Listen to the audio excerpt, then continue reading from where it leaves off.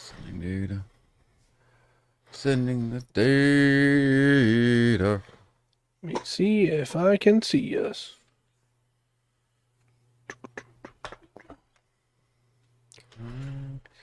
Don't know. I do see us. Okay. Can I hear us? It says we're supposed streaming now, so hopefully I can hear us too. Okay. Perfect. Let me send out the other notifications then.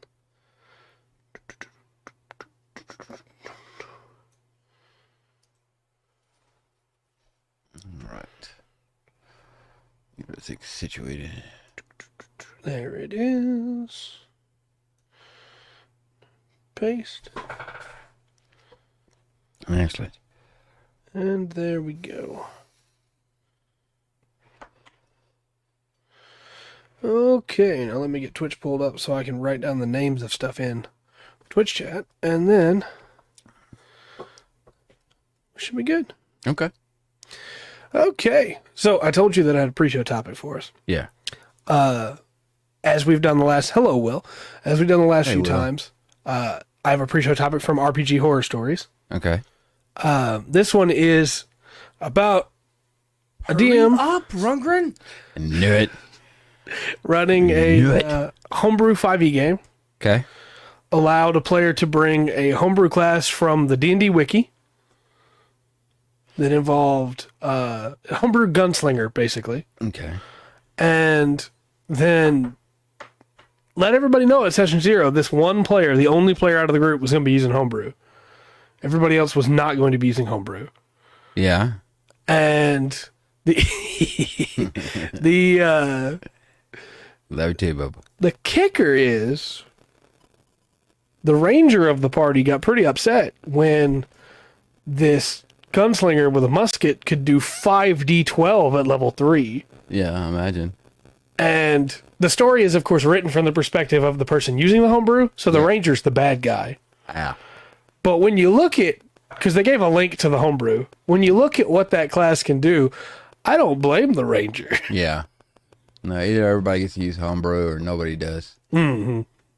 And what really bothered me, hello, Dark, what really bothered me about it was the idea of, because when I first started hearing the story, it was like, well, this is just pre-show. It's just pre-show. When I first started hearing the story, I said, well, it must be that they just didn't have a session 0. Yeah. Because it clearly, if they had a session 0, somebody would have gone, hey, we're starting at level 3. You can do 5d12 damage out of the gate. That seems like a problem. Yeah. But they had a session 0 where they explained to everybody that this one new player was going to be using homebrew. Yeah. And that they were going to be using guns. And the ranger's problem, according to the gunslinger, was that guns shouldn't exist in a fantasy setting, which is what drew me to the story, because I thought it would make for a really fun pre-show topic. Yeah. Only to find out it was the most busted homebrew on D&D Wiki, Yeah. and this player was just power gaming. Yeah, pretty much. I mean, even Optimized Ranger. I'm trying to think. It's been a while since we've done 5e. Hello, Roxanne. With sharpshooter and a few other buffs and a +5 bow, you're not getting anywhere near that damage. Right. Especially not at level 3. Especially with, I was even with 20 decks. What really tipped the hand for me to realize that the player of the gunslinger was the problem was when... Yeah, you can get a +5 bow. I probably would not have a player with a +5 bow at level 3. No. But... was when the player that was playing the gunslinger, the homebrew gunslinger, said in their story, and it's not really a problem if the ranger's not happy about it, because I could one-shot him anyway, so... It's like, well, that's a problem. Yeah. Of course the ranger's upset. You can one-shot him. Plus, I don't know if they've got... In 5e or maybe even Pathfinder, I don't know if they like have a +5 in there. +5 was just always the highest that it went, and I'm kind of pulling it I'm pulling for second edition at that. Yeah, you could still bump it up to +5. It's just numbers. Yeah. At that point, so even on like D&D Beyond, you could manually override it. Yeah, but I mean, I wouldn't. You know, if somebody said +6 bow, I'd be like, no, Right. that doesn't exist. Yeah. You know. No, I +5. agree. And at some point, the numbers get stupid. Yeah. And then you got the plus. You know, most of them at level 3, maybe +1 like weapon. That would be. And even then, that's really good. Yeah. Would you like to hear how the homebrew gunslinger was balanced? Sure. How it was balanced? So the gunslinger subclass rules made by Matt Mercer that are freely available on the internet and D&D Beyond. Fighter subclass for 5e. Use grip. So you have to spend grip points to be able to do your big stuff. You have to reload, so you don't get to fire every round, because it takes an action to reload. Yeah. And on a 1 or a 2, you misfire and your gun is damaged and you have to spend a round repairing it. Yeah, but if at third level at 5d12, there's not much that's going to be after your first shot, as long as you don't mess that one up. Right. And to clarify, the 5d12 is not Matt Mercer's subclass. That is 100% the homebrew up to the damage. They also made it at level 2 where you don't have to reload anymore. Level 2? Yeah, level 2. Okay. And to balance it, they made it where you could also misfire on a 3. I think if you're going to have that much damage, you should be misfiring on at least a 5. Maybe. I've not checked it out yet, Will. I've not checked it out yet, but it's in my tabs to check out later. But I just thought that was such a ridiculous setup of, Ranger players upset because I have guns in a fantasy game. And I was like, but guns are already in 5e and Pathfinder. Like, what do you mean? And then, no, that's not what was happening at all. Right. So, tune in every week for the pre-show to get to hear more weird RPG horror stories. Yeah. And obviously, I'm cutting out a lot of the context. You can look up these stories for yourself if you want to read the whole thing.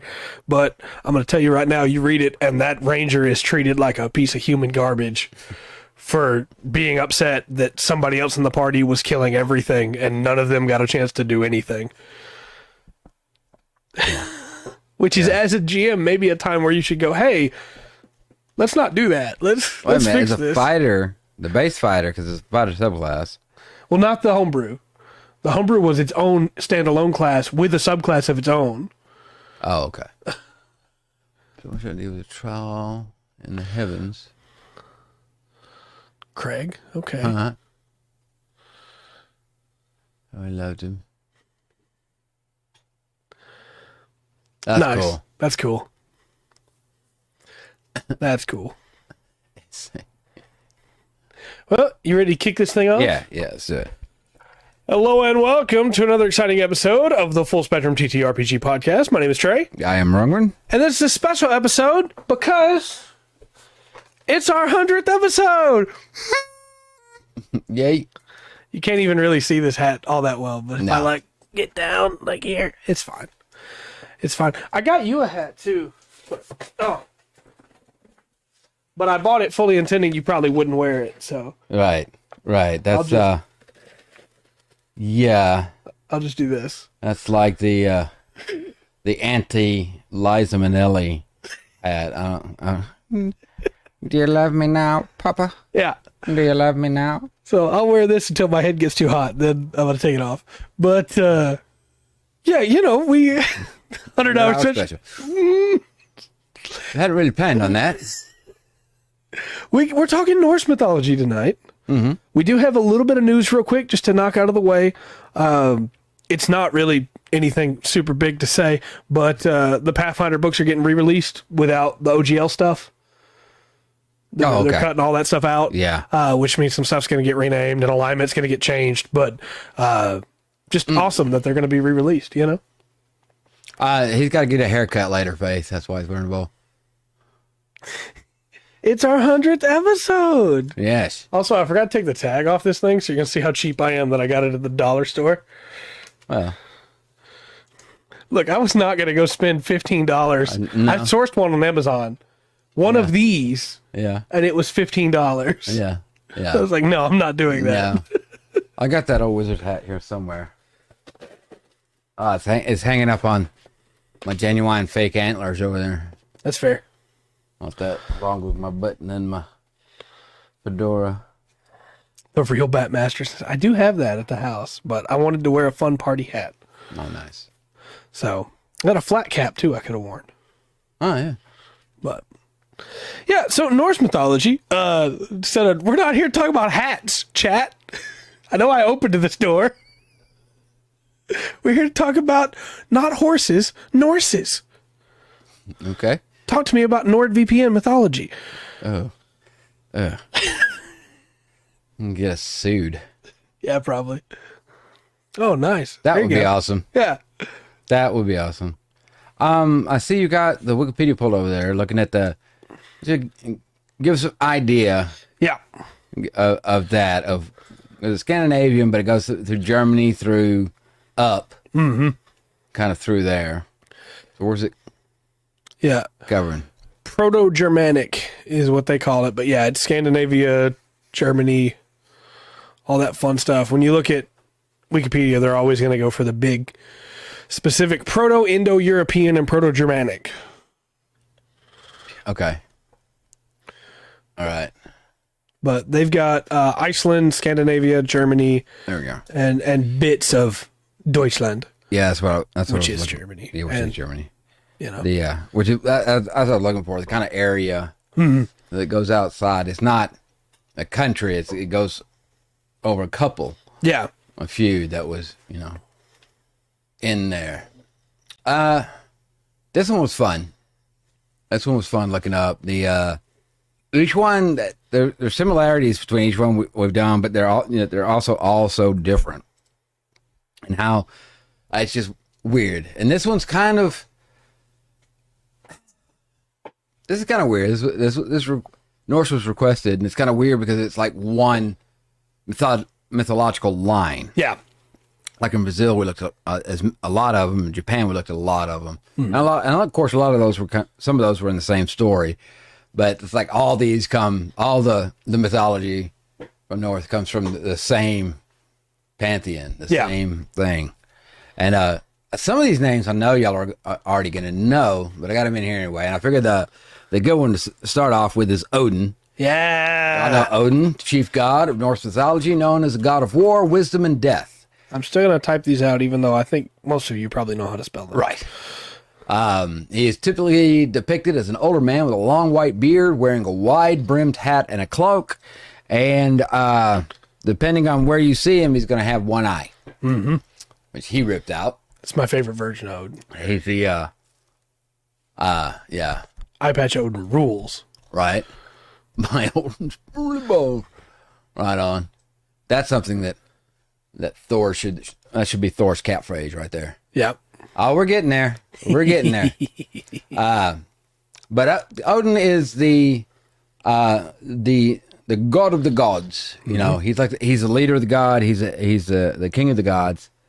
Depending on how you translate that down, the king of the gods is what I will use probably mostly. And there's lots. Like I said, all these are in tales, and each one of these has tales about him, how he loses his eye, what he goes through, how he's created, his family, and everything like that. This is a pantheon you could use straight for a game. Yeah, 100%. To set it up. Are we gonna talk about his boys, his birds, his bird boys, Hugin and Moonin? Yeah. I love them. Yeah, there's a couple. I don't mean to jump ahead if you have them on there later. I'm pretty sure I do. I love them. But I can wait. I know it's everywhere, and I try to put them in some kind of order, so I may have missed something. Hold on. Which I'm sure I have. Once again, even with this, we're just barely scratching the surface. That's right. Best birds. Yeah. My favorite bird is Matthew, but that's a different story. Though it does have Odin in it. Right.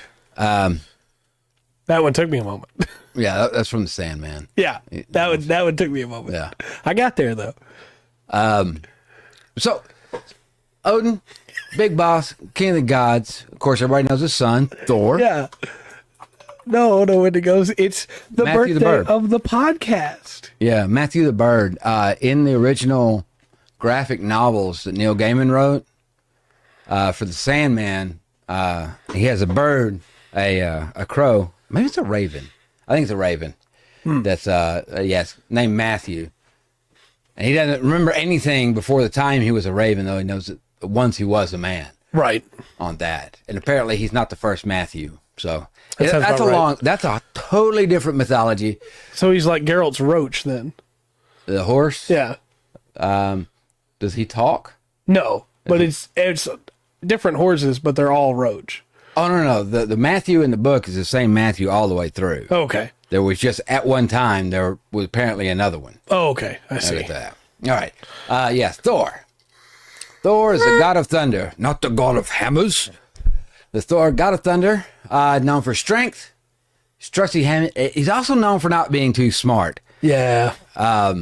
If you look at Norse Thor, he's very prideful. He's not very smart, but he always has the I guess maybe in his own way, trying to do the right thing. Yeah. He's often depicted as tall, muscular, with red hair and a beard. It's red hair he's got, not blonde. In a weird way, we just talked about him last week. Thor reminds me a lot of Susanoo. Where, they do things their own way. They get tricked, but they always come out of it somehow. Mm-hmm. Watch out, bearded man! I'm trying. Would you run Thor as a god that your players could follow, or would you run Thor as like he's been tricked, now he is a paladin or a champion? I'm not sure. I think it would depend on it, because if you're running this, if I'm running like a Norse campaign, they're going to interact on either the god level or the avatar type level of these guys. That's not a bad idea. The hobo, that would be cool. I would do that with Odin. Yeah. That would be right up Odin's alley. Odin, as we go through this, you're gonna, if you know Lord of the Rings or Game of Thrones, you're gonna hear stuff that's gonna remind you of those, because they did pick up a lot. This is not the only mythology they used and stepped out from. There was a guy in the 1880s, George MacDonald. Anyway, he wrote a book called Phantasmagoria. I think so. That name didn't fit quite right, but I think it's it. Anyway, he was like, if you ask Tolkien, like, hey, whose shoulders did you stand on? That's one of the guys he's going to mention. I was trying to check for you, but that's Phantasmagoria. Yeah. Yes. Yeah. Phantasmagoria. Yeah. That's like true fantasy from back in the day. A lot of people, nobody's heard of it anymore, but it is something that you've heard of. Plenty of stuff that's been inspired from that. Right. Through that. Moving on from Thor, we got to go into Loki, right? Oh, yeah. Yeah. Fan favorite. Yeah. Loki, trickster god. Always a lot of fun. Mischievous, dangerous behavior. Remember, he's a shapeshifter. Mm-hmm. Shapeshifter. But he's often depicted as handsome, charming, and with a mischievous grin. At one point, he was a girl horse. Yes. Yeah. Yeah. That's exactly what I would do. So I'll be doing it with Odin instead of Thor. It's kind of the same thing. That would be, exactly how I do it. If any of the players treat this guy in a way that's not respectable of him as a fellow sentient being. Yes, he did have a baby with a horse, and I'll get into that baby here in a little bit. That baby, that baby is very important in Norse mythology. I think my favorite Loki story, and it's the one I would lean on for using him in a campaign, is the players would find him bound and weeping. Yeah. And as the dwarves forge a weapon. Yeah. And then as soon as they get done, he reveals he was never caught the whole time. It was just, he was tortured just to allow them to finish the weapon. And as soon as he's free, he takes it for himself. Yes. That would be amazing. You are not the father, because you're the mother. Yeah. I got Freyja. I think Freyja's okay. Like The stories around the big one is Odin, Thor, Loki, and Freyja, which you may have heard Frigga, and it's actually spelled it the other way. But she's a goddess of love, fertility, and war. So, and she is the wife of Odin. Mm-hmm. She's always depicted as beautiful, strong-willed, wearing a cloak of feathers and a necklace. And this necklace has got a name. This is another thing. There's a lot of things that have their own name, objects. Yeah. But the Brisingamen. Brisingamen. I'm probably not pronouncing it right, but the Brisingamen. And Freyja is, like I said, the wife, the ultimate baddie. Yeah. They're great. Well, she's conspired something, or because somebody else wants Odin to give his wife to them, they're trying to fight the gods or trick the gods. Right. It's really weird. I want to put a note on Thor and the hammer. I'll talk about the hammer here a little bit more, but the handle, and they never show this, but the handle's too small for Thor. Because it's made for a dwarf. The dwarves made it, and it got broken because of some of Loki's mischief, and they fixed it. There's a bet about, look, Loki shaved off all of there's stories and stories and stories going into it, but the hammer's too small for him to really hold. And he doesn't use it like in the movies. He throws it because it always comes back to him. Right. But I do have a question before we move on from Freyja. All right. I mentioned this to you before we started, but my knowledge of Norse mythology is mostly ancillary. It's things that I've picked up over the years from different things. I know the story of somebody that I believe we're probably going to be covering later pretty well, and everything else is just adapted knowledge. Yeah. Correct me if I'm wrong, but in some versions, Freyja is also Queen of the Valkyries. Like head of the Valkyries. Possibly. Okay. Possibly. I think the Valkyries are they're at Odin's command. Right. But I'm not sure. Okay. Possibly. And I have that in. Yes. Next one, we got a tree, the Yggdrasil. Yeah. The world tree that connects the 9 worlds. It's supposed to be an ash tree. Really? Yeah. It's an ash tree with roots that reach into the underworld and branches that stretch up into the heavens. And supposedly the 9 worlds sit on its branches or down in its roots, depending on where they're located. Right. True. It's a cool idea, a world tree. Yeah. And there's some pictures from space that's kind of interesting that kind of looks like branches. There's what do they call them? Andromedas? Galaxies? No, not galaxies. Oh, I can't forget. Anyway, there's a couple of things that the I think it was before this last telescope went up. The one before that caught pictures of it. And it kind of had like a tree branch shape overflowing each other. This one looks a little bit farther, and on the outskirts of it, it kind of looks like a brain. But we're not going to like interior brain. But that's a different story too. Nebula, thank you. Okay. Golly, my brain was blank. My next guess was going to be Orc Cloud, so I'm glad I don't know Wendigos had your back. Yeah. Going through that. This one. Now, look, I've seen this hundreds of times, and as soon as I explain it, you're going to know what it is. I thought it would be cool to throw this in because it just goes through this. And if you're setting up this story, this would be a cool thing to put some places. This is called the Valknut. Okay. The Valknut is a symbol made of 3 interlocking triangles and is associated with Odin, and it represents his power to bind and unbind things. Okay. So this would be really cool, Valknut.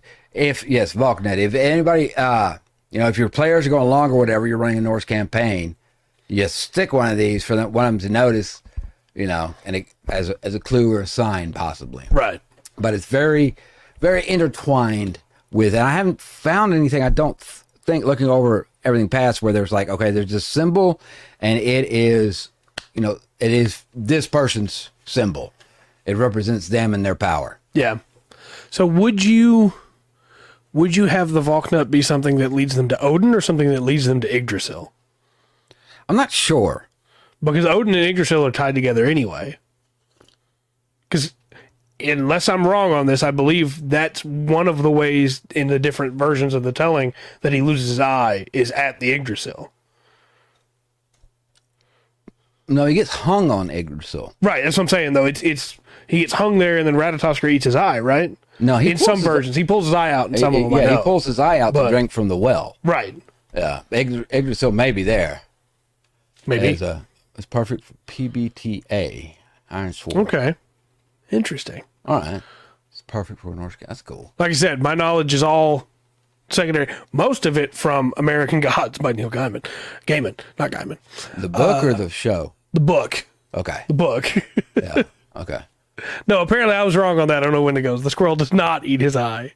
I don't know why I thought it did. Does the squirrel eat somebody else's, like, something? No. There's a story where Loki tricks Thor, and gives him some stuff that makes his stomach real upset, and it constipates Thor for a few days. And he finally goes beneath a tree to relieve himself. Relieve himself, and the squirrel comes up behind to see, and of course Thor just craps all over him. Oh, okay. Which watch out for that squirrel, right? And Thor thinks he's giving birth to the squirrel, and he says, you may be furry and covered in crap, but you're mine. That's so much better than what I thought. Yeah. That's wonderful. Yeah. That was a trick in there. What did we say that last? The Valknut? Yeah, sorry. Okay. I got us off on a squirrel trail there. Yeah. Watch out, bearded man. Yeah, so this is, Mimir is a wise giant, guards the well of wisdom. Which is beneath the roots of Yggdrasil. But that's where he goes to get his wisdom and knowledge. That's where he plucks out his own eye and give it to him. But he does get hung on Yggdrasil. It's not at Ragnarok. I think that's when he becomes king of the gods, possibly. I got you. But God of War, right? Yeah. He's in God of War. Yeah, Mimir's big in the new God of Wars. Okay. I would run him as like the Merlin or the Gandalf. Yeah, he's a wisdom giver or a protector of wisdom. What's weird is because Gandalf's based off Odin, right?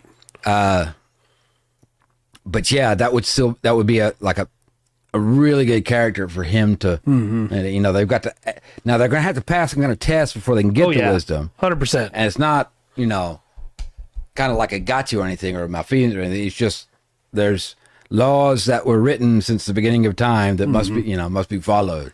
Like the Sphinx. Right. Except it could eat you. And I don't know. He's Odin's uncle. Oh, really? Yeah, because when Odin goes to him, because he wants to drink from his well. Okay. And Odin says, I'm king of the gods, and I am your nephew. Let me drink from your well. And Mimir tells him, he says, just because you're king of the gods, and just because you're our family ties or you're standing among the gods, gives you the right to drink from my well. Right. You have to sacrifice. And of course, Odin asks him what you want.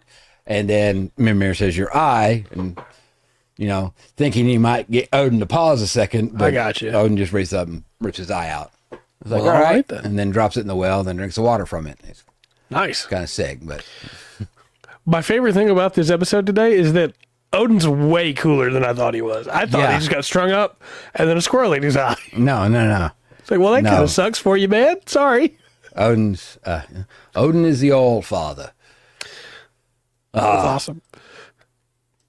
And of course, then we got another word you need to know for if you're going to do Norse stuff is Ragnarok. Yep, of course. It's the final battle in Norse mythology. It's the apocalypse, the Armageddon, if you would. which is the gods fight against giants and other monsters, and it destroys the world. And the Norse thing is really kind of weird because at the end of it, the gods lose. Yep. It's not predicted that, that the guys are going to win and defeat everything and put down all the rebellion against them or anything. No, they lose.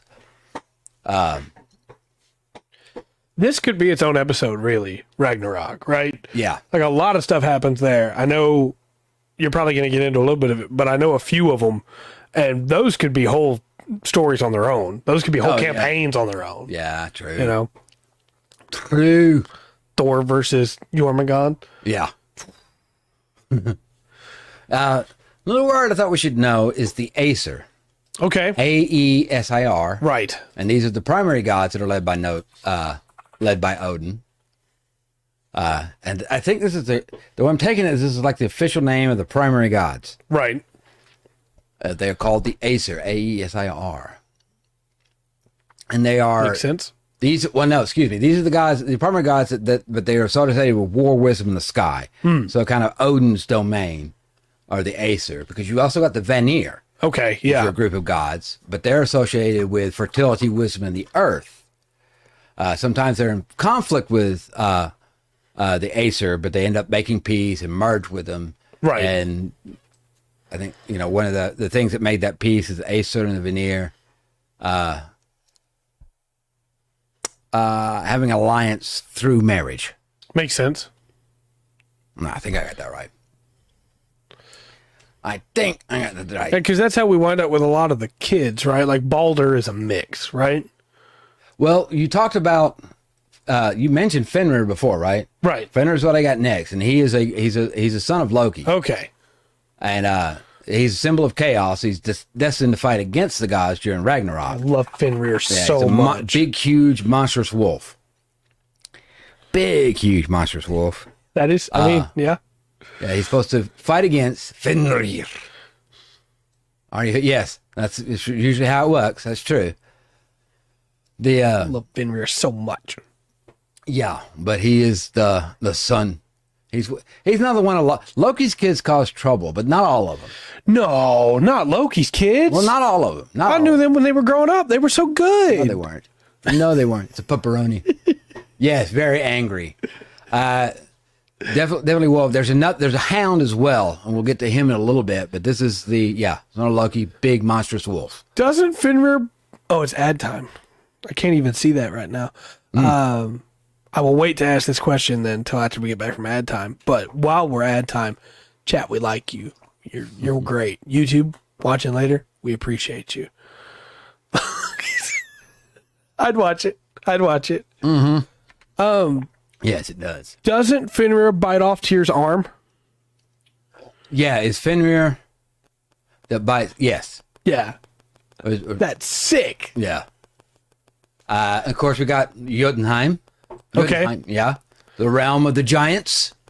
It's located in the east. Of course, the giants are always depicted as enemies of the god. And a lot of the myths that you'll find are battles between the two. Right. That's why Loki got stolen.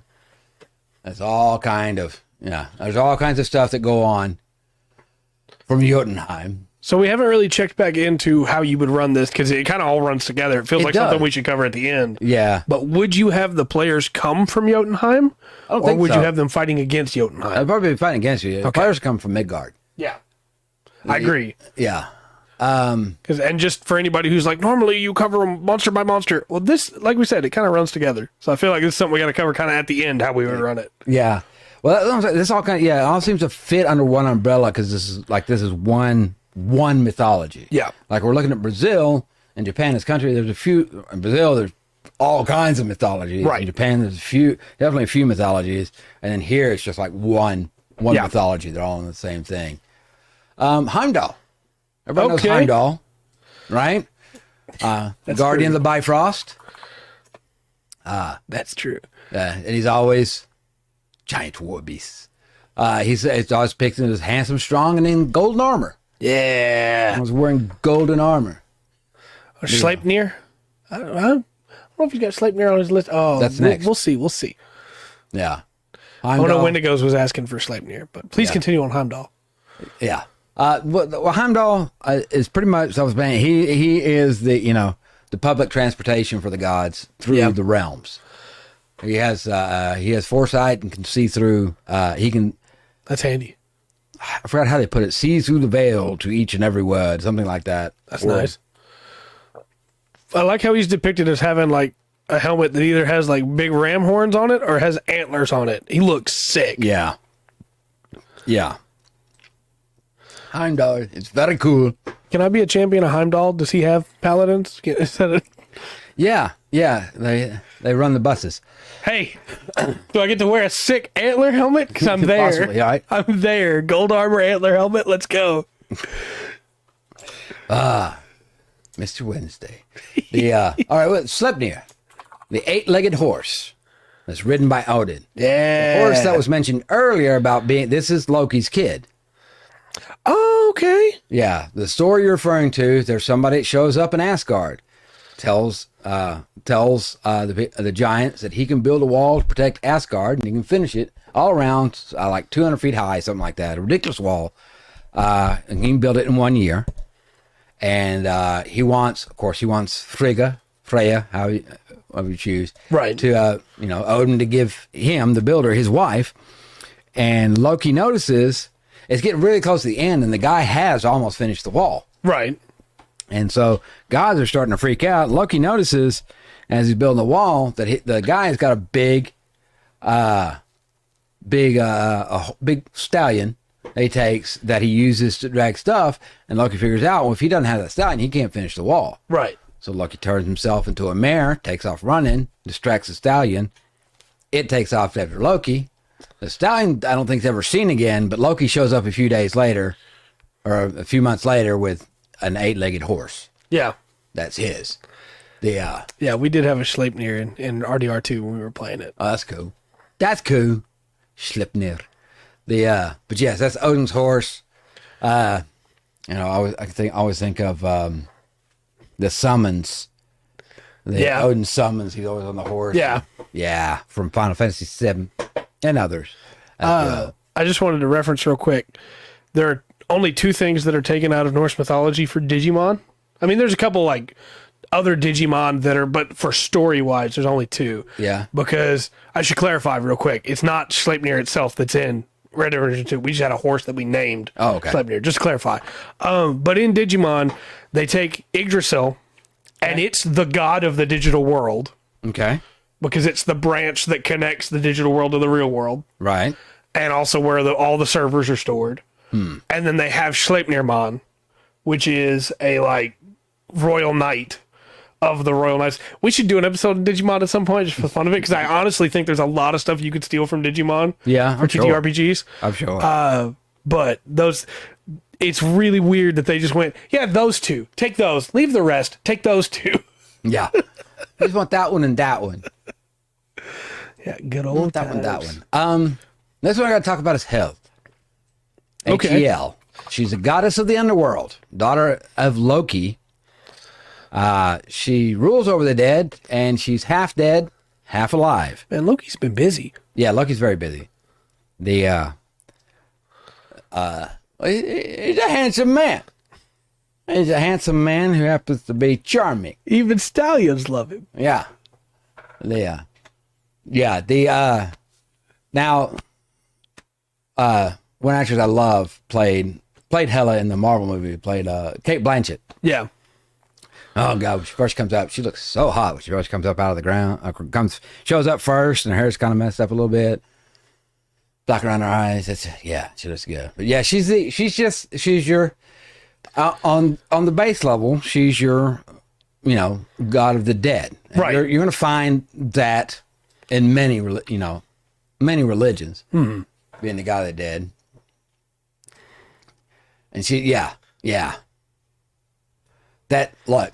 I know this is not Norse, it's about Kate Blanchett, but that look, like when she's by the reflecting pool and the Lord looking at Frodo, and she just kind of whoa, that is so hot, so sexy, just absolutely beautiful. If Hela, if she was riding on the back of Sleipnir, and she reached down and she was petting Fenrir, then it's just a good time where families having a good time riding around together. Yeah, absolutely. Yeah. Family reunion. You thought I was going for a dirty joke there, chat. I know you did. Nobody did. Nobody. I'm being wholesome today. Nobody thought that. It's a party. I'm being wholesome. It's your job to be the wholesome one. The this one I really love. This one I really love. The Norns. Ooh. Norns. The Norns are 3 goddesses of fate in Norse mythology who are responsible for weaving the web of fate that determines the destiny of all things. They are often depicted as old women who live near the well of fate. Okay. Now, you're going to hear the if you know any Greek, I believe it's the Greek, the 3 fates. Yeah, the fates. Now the 3 women that control fate are shown in different. You'll see them pop up in different mythologies. Yeah, there's the Morrigan in Celtic, the Dab in Irish. Well, you have like I said, the 3 fates, not the harpies, the kindly ones, mother, maiden, and old maid. Trying to think of the names, but they would be a really good setup for. I don't like prophecy too much in role playing games. Yeah, unless it's kind of open. Right. And got a little bit of wiggle room, which it should. But it's a really creepy setup. Yeah. The Greek ones are the ones with the thread, and they can cut it at the end, I think. Yeah. But they're very similar, and I honestly think there's a couple more that I'm not thinking to, but I believe it's like ancient European. Yeah. Mythology somewhere else that there's a version of the 3 fates. The Dab cut the wicks of candles, and that's how people die. They cut the wicks of the candle. Yes. So one of them's always got scissors for some reason. I don't know. Maybe they invented scissors. We got to talk about Valhalla. Okay. Yep.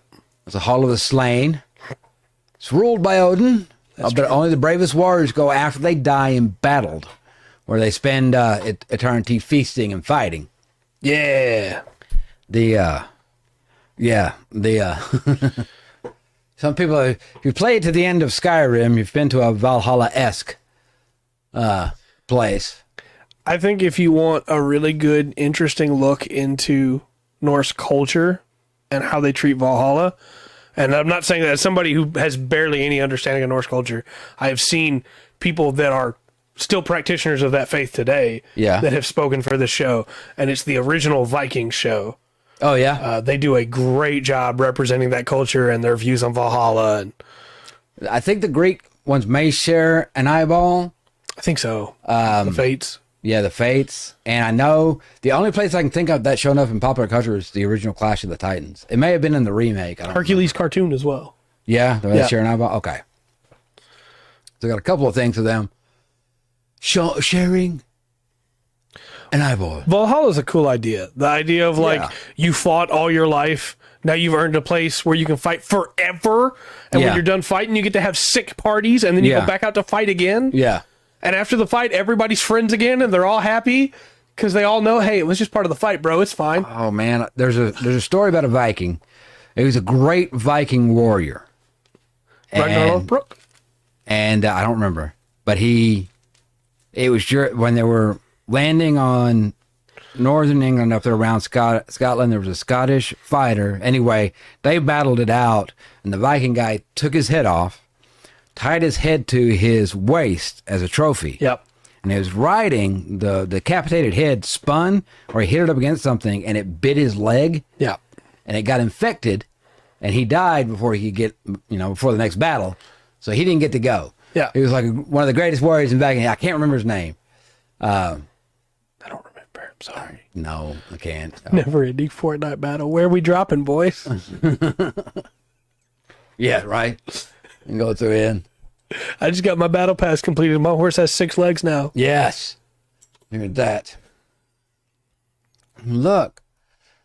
Just a few more microtransactions is all I need to get the extra set. I just want to clarify real quick. All jokes that we make are just for fun. We're not trying to make fun of anybody's religion because there are still people that follow Norse mythology as a religion today. Yeah. There is no attempt to mock any of that. We're just talking about the mythology and how we would use it, and we just make jokes about everything we talk about. So, well, another thing, with Norse mythology affects us. yeah. We got Wednesday. Mm-hmm. It's Odin's Day. Thor's Day. Thor's Day. Friday is Freyja. Mm-hmm. Through that. Then you get weird because Saturday is for Saturn. Yeah. So, which is a Roman god. What was Monday's Moon Day? It's just a moon. I don't know. Look, you're gonna have to find pagan. That's true. There's a lot of different talking variants. about people from that area of paganese that had their own mythology. Are you, because pagan is kind of, people think it's one term, but pagan is kind of a big term. Yeah, it's been co-opted, but yeah. Sigurd, that. Eystenson. Oh, I feel like, I don't know. I feel like we're going to get to Sigurd of the Volsungs because that's my guy. I don't know. Maybe. That's my guy. Yeah. We may have to look him up. I don't know. I literally name almost all of my characters that I get to create a character for Sigurd because of my guy. Okay. Sigurd of the Volsungs. Yeah. Well, we all know it's people against goodness and normality. Yeah. That's what. No. Yeah, there you go. Yeah. Sigurd Eystenson. That's the one that the legend is based off of. Sigurd of the Volsungs. Sigurd Eystenson. Is it? Yeah. Okay. I didn't end up. The real man is very different from the story. Yeah. The real man did not become invulnerable after. Well, just in case it's on there, I won't spoil it now. But I just because of what this is called. This is probably not something you could really use in the game, but Ginin Gakgap. Okay. Ginnungagap. And that is a primordial void. Ginin Gigup? Ginnungagap. Yeah, sure. We'll go with that. And this is what existed before the world was created. The first beings were created from the collision of fire and ice in this void. This is where everything was created. Now, I'll bring something in a little bit to add both those two. Would you say then that they were created in a song of ice and fire? No, I wouldn't. The Eden. Okay. Iden. Idun. Oh, Idun. Idun. Okay, sorry. This one I know. Yeah. She is the goddess of youth and fertility. The keeper of golden apples of immortality. That's true. Ginnungagap is an overlord. Oh, cool. Maybe that's how I knew how to pronounce it. But maybe so. But she's the one that provides the apples. Another chesty babe. She provides the apples to keep the gods young and strong.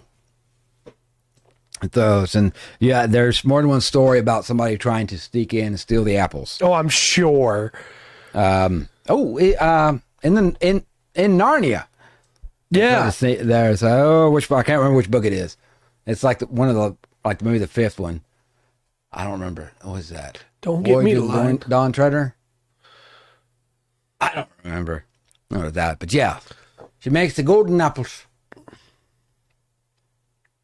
I like her. She cool. Wait a minute. I got one on here twice. Sorry. Oh, okay. We've already talked about Yggdrasil. Yeah. Yeah. Oh, yeah. Here we go. Hugging and you want to say it? The boat. Hugin and Moonin. Hugin and Moonin. The two ravens that sit on Odin's shoulders and bring him information from all over the world. I love them. Yes. Well, it's not an apple. It's not an apple in the Abrahamic. That's true. That's just a colloquialism. Yeah, that's I was translated over in 1611. It's not. It might have been a pomegranate, but it just says fruit. The real reason it's an apple in all the depictions is because of Assassin's Creed. We all know this. Assassin's Creed found out the truth about the single apple that, Yeah, that's true. Yeah. I don't know. Switching hats. This one won't stay on. And it was getting too hot with both of them. Okay. Raven boys. Yeah. Come on, God. Yep. Yes. Yep.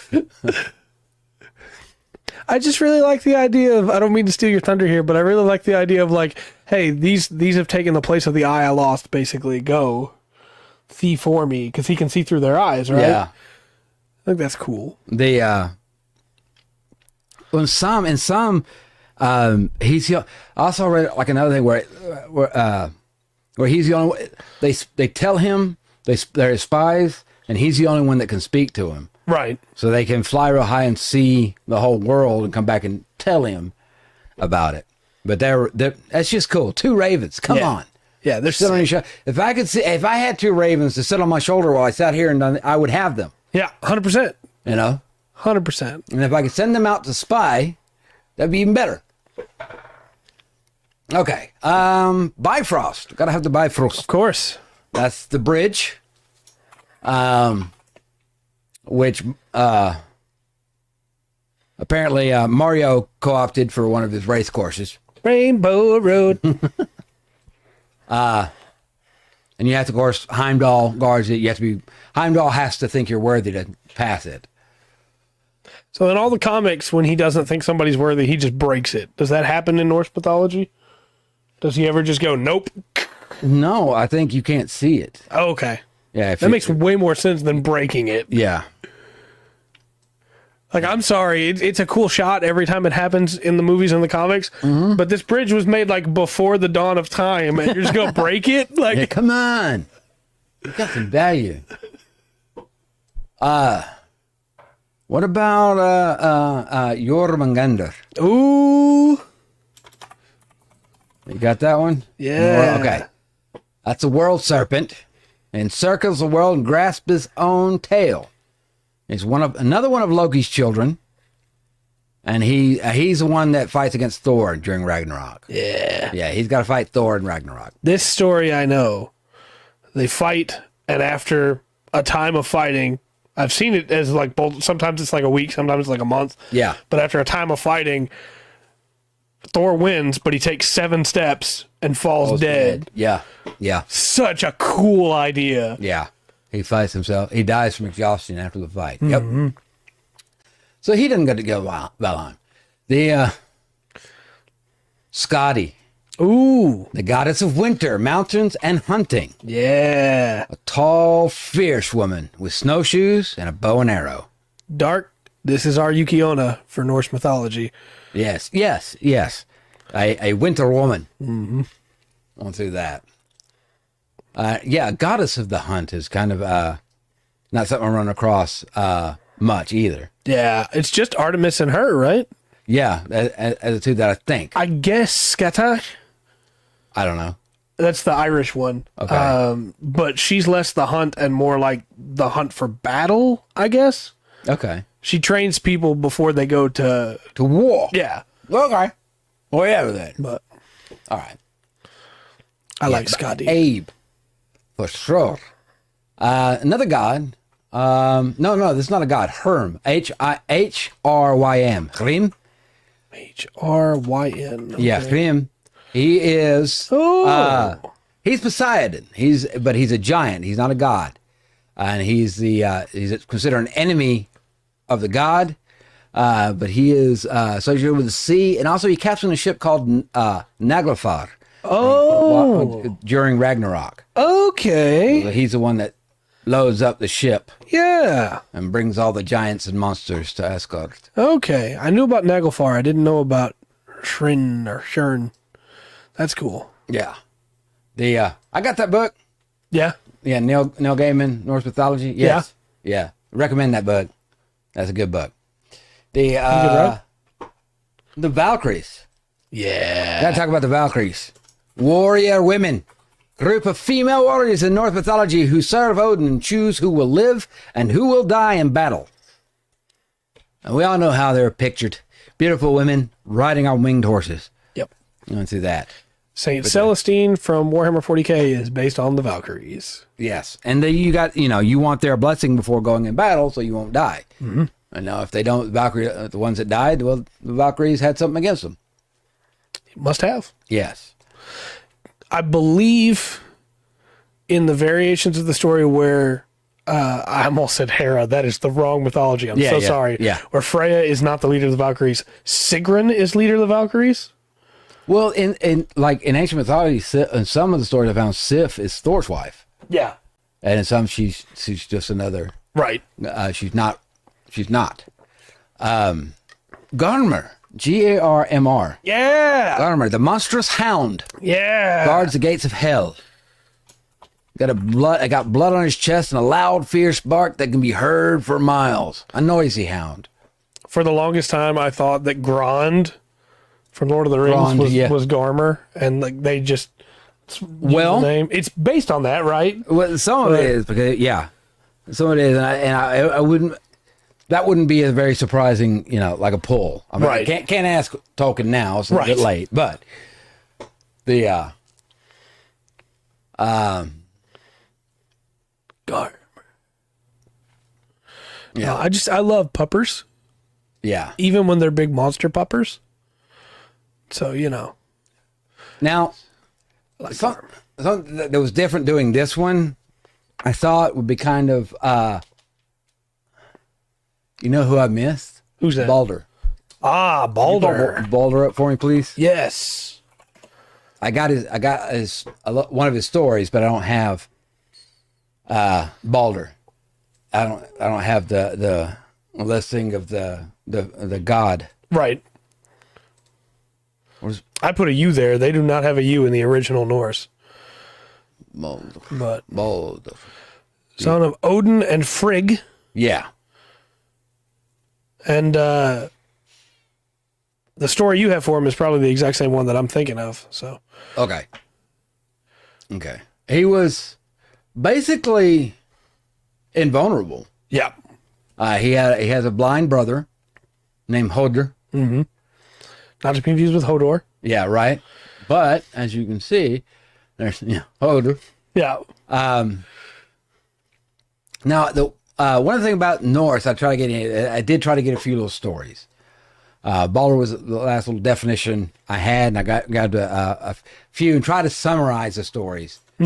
So these are not very detailed, but one I found was, of course, the creation of the world. Right. There was only Ginnungagap. That's a void of nothingness we talked about earlier. Right. Now we've got to talk about. We talk about Niflheim, and that's the realm of cold and ice. Yeah. And that's in the north of the Ginnungagap. There's going to be some Vikings so mad at me. Yep. And from the south there was Muspelheim. Yeah. And that's fire. And they kind of where they met.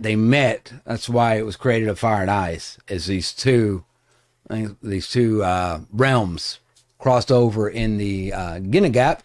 And that's, that created Ymir, the first being in the world. Makes sense. The father of the gods, the father of the Aesir, and the father of giants.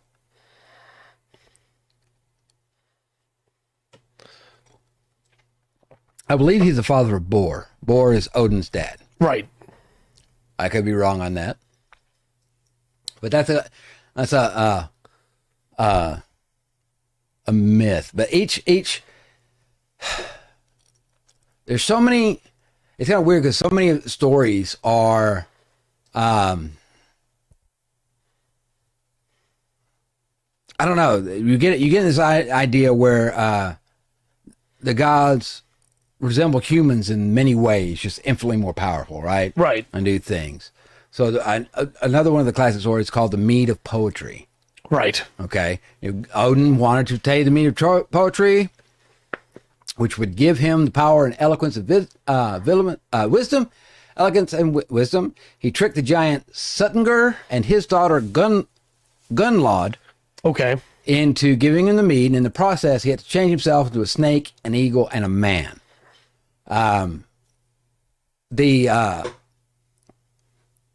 Odin turned himself into a snake and an eagle. Happens quite a bit. Yeah. I think he turns Thor into a bear. Nice. And then I think Loki becomes a wolf. I'm trying to think of I think that's another story. Loki becomes a gator at one point. No, that's the wrong movie. The Loki is a gator. The but a lot of the stories are kind of like somebody's tricking somebody. Yeah. That's why I think that's why Loki's in so many of them. Right. Someone's getting tricked or some kind of deal that they've got to get out of. Do you think it was an attempt to teach wisdom of to be wary and to be careful and not to fall for the tricks that... Maybe, possibly. Each one of them is a good story, but there is something, when you get into it and you read like the full story out, there is something fabulistic about it, right? Right. And there is a lesson to be taught. Really? Really, Nightbot? Are you sure? Are you sure? The death of Balder. All right. He was a beloved god who was prophesied to die. So his mother, Frigg, or Freyja, whatever said, made all things in the world promise not to harm him, but she forgot to ask Mistletoe. Yep. So Loki made a spear from Mistletoe and gave it to his blind brother, Hodor, who threw it and accidentally killed Balder. Yep. Kind of a crappy story. Going, Loki. Loki's a turd. The family gathering's going to be real interesting now, Loki. Yeah. Loki's kind of a turd, but...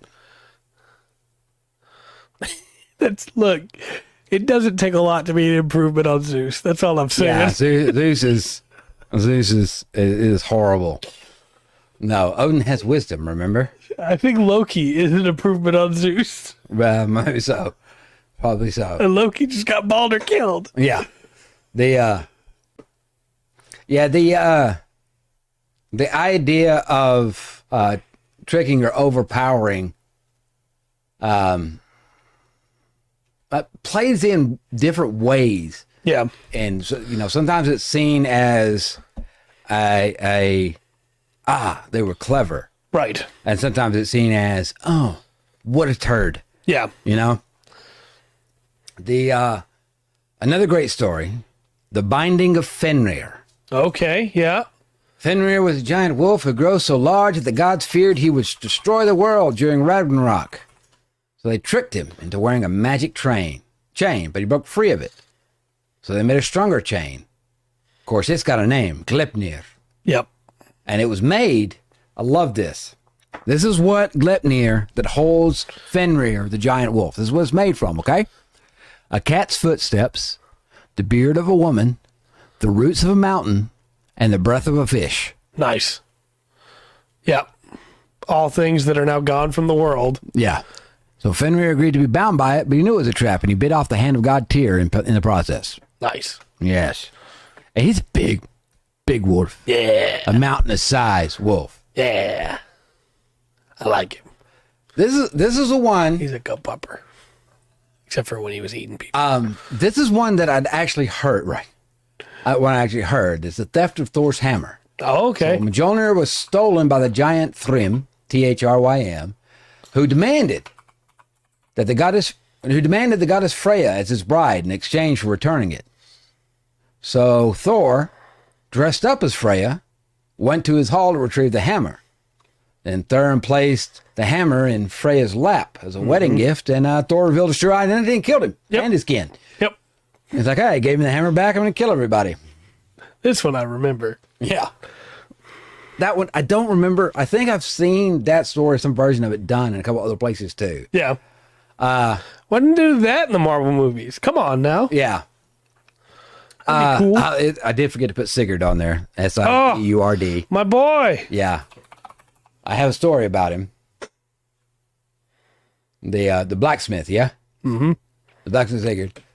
He was a great hero. Now, he killed a dragon. Fafnir, yeah. Yes. And he got all his treasure. But then he was betrayed and killed by his wife and her family. Yeah.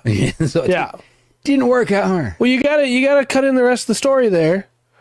He killed the dragon Fafnir. Yeah. And then he bathed in Fafnir's blood. Yeah. Because he was told it would make him invulnerable. He would be unable to die. Mm-hmm. The problem was he couldn't fully submerge himself. Yeah. And so there were 3 parts that were left uncovered when he bathed in them, the top of his head, Yeah. the back of his heel, and That sounds familiar, doesn't it? right, and the small of his back that he couldn't reach when he was Yeah. scrubbing, and that's how he was killed. Yeah. Was he took an injury to all three before he died? Yeah, after he was betrayed by Yeah. his wife. Yeah, his wife was like the greatest warrioress at the time too. Yeah. Brunhilde, Yeah. she's awesome, but Sigurd made some mistakes. He maybe kind of left his wife and married a princess to Okay. become king. Remember the Lord of the Rings, Game of Thrones thing I said earlier? About there's lots of stuff that, they kind of lifted Yeah. and put into their own thing. A big story, big story, is the saga of the Volsungs. Yep. The Volsungs were a legendary family of heroes who were destined to face many trials and tribulations. Mm-hmm. The story involves a magic sword. Yeah. A shape-shifting dragon. A cursed ring. And an incestuous relationship between a brother and a sister. Yeah. So, Yeah. they didn't come up with anything new. Turin and I'm trying to remember her name. That's a really sad story. And then it's told almost beat for beat in the Silmarillion. No, it's the children of Hurin. Yeah, the Silmarillion one is Turin Turambar. Yeah. Yeah. That's the one I'm getting it backwards on which one's which, but yeah. It's almost beat for beat. I've got that book. Sigurd is also in the Saga of the Volsungs, just to clarify. Yeah, and the Faust. What is that? Man. Yeah, children here. I can't reach it right now. It's behind the guitars. But yeah, I have that one too. I had that book. Yeah. Children of Hurin. That was the Silmarillion version was completed. Christopher Tolkien Right. shot Children of Hurin to do that. I'm trying to think of the name. I can't think of the Faust book. What it's called? And My brain's wanting to say Mephistopheles, and that's not correct. No, I might have the name wrong now because now you got me. Yeah, that makes sense. No, it's the story of the rings. Oh, I'm not sure. Let me.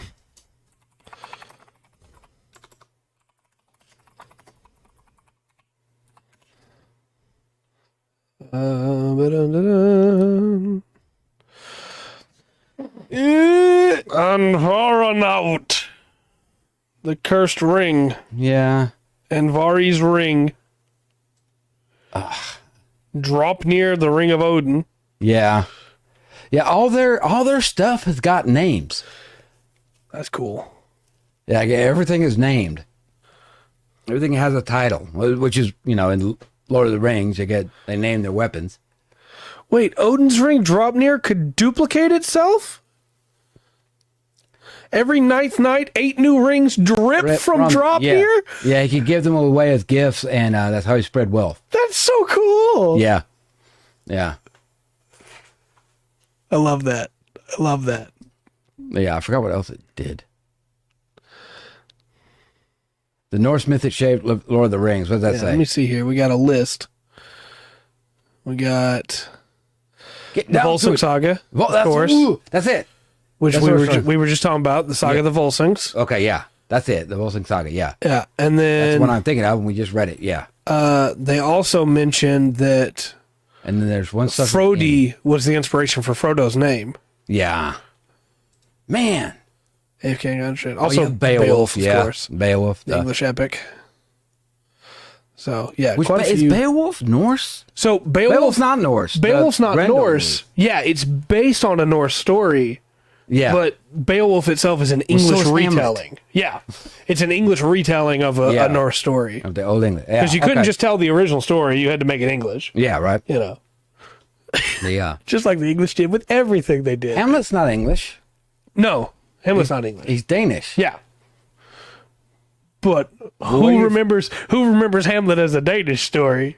Anybody that's read it. I agree with you. There's something rotten in Denmark. I agree with you. He said it in the story. It's one of the best. It's one of the most quoted things from Hamlet. 100% agree with you, but it's normally listed with British literature. Yeah. Well, it was written by Shakespeare. Right. But it's set in Denmark. Yeah. And I thought it was set in Vienna. Mm-hmm. So I want a Danish. Yeah, Danish would be. I could kill for a cheese Danish right now. Right?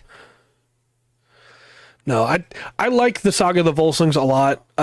As much as I will admit Sigurd is a very problematic. It's not a word I use often, but he is a very problematic hero in a lot of ways. Yeah. I love his arc, his story, and the tragedy of a man that became more than he himself could handle.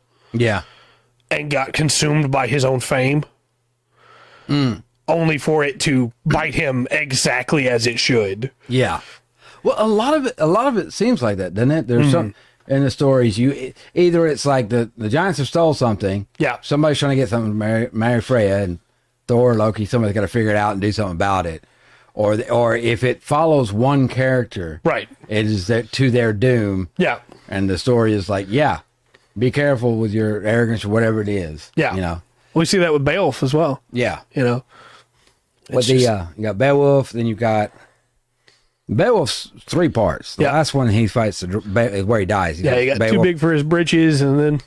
Well, no, he fought the dragon. Yeah, but the reason he had to fight the dragon is because even as an old man, he told him he could do it still. He could still win. He was the one that killed Grendel. He could kill the dragon. Yeah, but I thought nobody else would go. Well, once he said he'd do it, why would anybody else go? No, I thought that's why he said, fine, I'll do it, because he was the king at that time. But he had gotten so famous that why would they want? I mean, Beowulf's right there, you know? Yeah, okay. 2 Danishes, I understand. Okay. Now there's this one I'd never heard before, and I really smiled when I saw it because it's titled The Lay of Thrym. Oh, okay. Okay. And there is a token where it's called the Lay of Bellerand. Right. Which Bellerand's in anyway. That's a part of Eragon or something like that. Yeah, this is the one where he steals Freyja's necklace. And Freyja, and this is actually Freyja and Sif retrieve the necklace. And this time he's okay. In this story, Thrym gets Thor's hammer and Freyja's necklace. Freyja and Sif, Thor's wife, work together to retrieve the necklace from the hall, and of course they use disguises and their wits to fool the giant. Makes sense. You know, for a barbaric, pagan, warring race of people, they had a lot of stuff about using your wits. Yeah. You know? Yeah, being really smart. But the whole, I don't know how long I'm trying to get a timeline in my head. Established Christianity would probably go, I would probably say about 200 AD. Right. What's actually where the word Catholic comes. That's not the Catholic Church, which means Catholic at that time meant part of the Christian church. Yeah.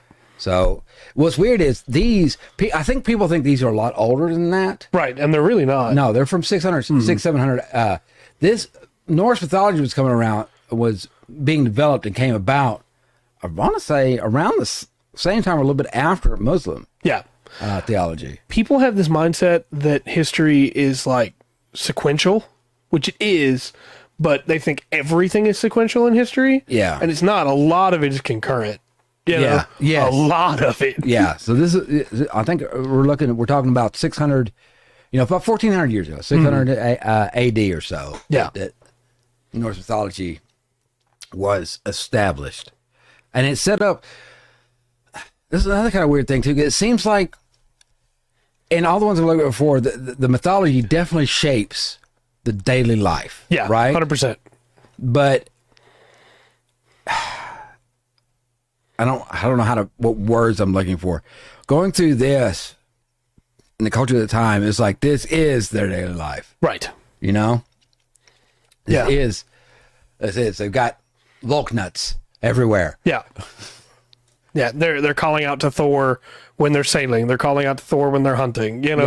It's depending on who you are. That's what you do. You tell these stories because it's what you got. Yeah. And man, they're like, there's, of course, I just summarized these, and a lot of them, the stories aren't very long. Right. Like the Binding of Fenrir is not a very, very long story, the saga is it's called a saga for a reason. Right. And there's a couple other saga. There's another saga of the ring, and I got it's for the life of me. I'm gonna pull up internet. Well, while you do that, we have a question that we have avoided covering because we wanted to get all of the stuff that we had for today. Yeah, and it needed to wait so that we could get it all in console together. That's not the word I'm looking for, but all of it together in one spot. How are you going to run? Because I have some ideas. How are you going to run Norse mythology in a TTRPG? I think it needs to be the focus. I think it doesn't just need to be something you tack on to a fantasy world, to like Galarian or to the Shattered Coast or anything like that. I think it needs to be something that you make it its focus. You make a homebrew world. You can use the Earth itself if you want, and just you find it. Yes, the Ring of the Nibelung. Oh, okay. Yes. It's a Germanic language epic. Yeah. Oh, that's the Ring of the Nibelung. That's what I was getting it wrong. There's one. Okay, this is Wagner. Yeah. Richard Wagner, and it has dun dun dun dun dun dun dun dun dun dun dun. Whoa! The Ring of the Nibelungen. Yeah, it's yes. It's on the let's see. The composer termed the cycle a Bühnenfestspiel, structured in 3 days. Ah, yeah. Holy cow. Bühnenfestspiel. That is not a word that I am familiar with. My German's not great, but yeah, and it's got the names. It's the same guys, but you wouldn't. They're not said the same. You've got Wotan, who's Odin, Freyja, then let's see what Mjolnir is Thor. Yeah, you have Erda. Yeah, I don't know who'd Erda be. Erda's Edda, right? Okay. Loki. Mm-hmm. Yeah, and of course the Norns. Yeah, the daughters of Erda. Going through that. That's a big story. Is that a battle? Is festival, right? Yeah, stage festival play. Okay. Yeah. And it was structured in 3 days, preceded by a wide-brimmed. Okay. Preliminary evening. Yeah. Wagner's Ring, the Ring cycle. Of course, you put in the Ring, you're not going to get this. Right, unfortunately. Yes. Yeah. But you'll only get a week left to live. Wagner's music's so good. Wonderful. So while you're running I went from all of a sudden I had a picture in my head of Casper. Yeah. Maybe, and I didn't mean to. I think I was coming down through the ceiling. So while you're running Norse mythology and TTRPGs, make sure you play some Wagner. You're right. That would be a really good thing to do. Yeah. Remind me at some point to tell you about the Tale of the Black Huntsman, which is a really wonderful Germanic legend that got turned into a song. Okay. That wouldn't be enough to make a full episode at some point, but if we ever do like a grab bag of like, hey, here's a bunch of little stories from all across the world, throw that one in there. If you were going to run this, you want all one setting.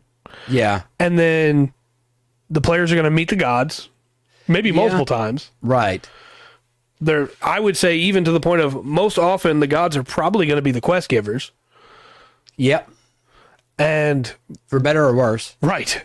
Are you going to have them fight Jormungand or Fenrir? I don't think so. I don't think I would either. I think I would have them also in a weird way be quest givers.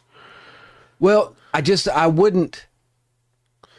Like in session 0, we would go with an overview of I would give like the creation, and Ragnarok, and give a couple stories about, right? Yeah, and I'd do it a little more detailed than we have tonight. Go into that, and I'll be like, okay, you're in this world now. We already know that before y'all were born, this started. And after y'all are gone, this is going to be Ragnarok. Right. All that. I wouldn't have them interfering in any way that would change that. Right.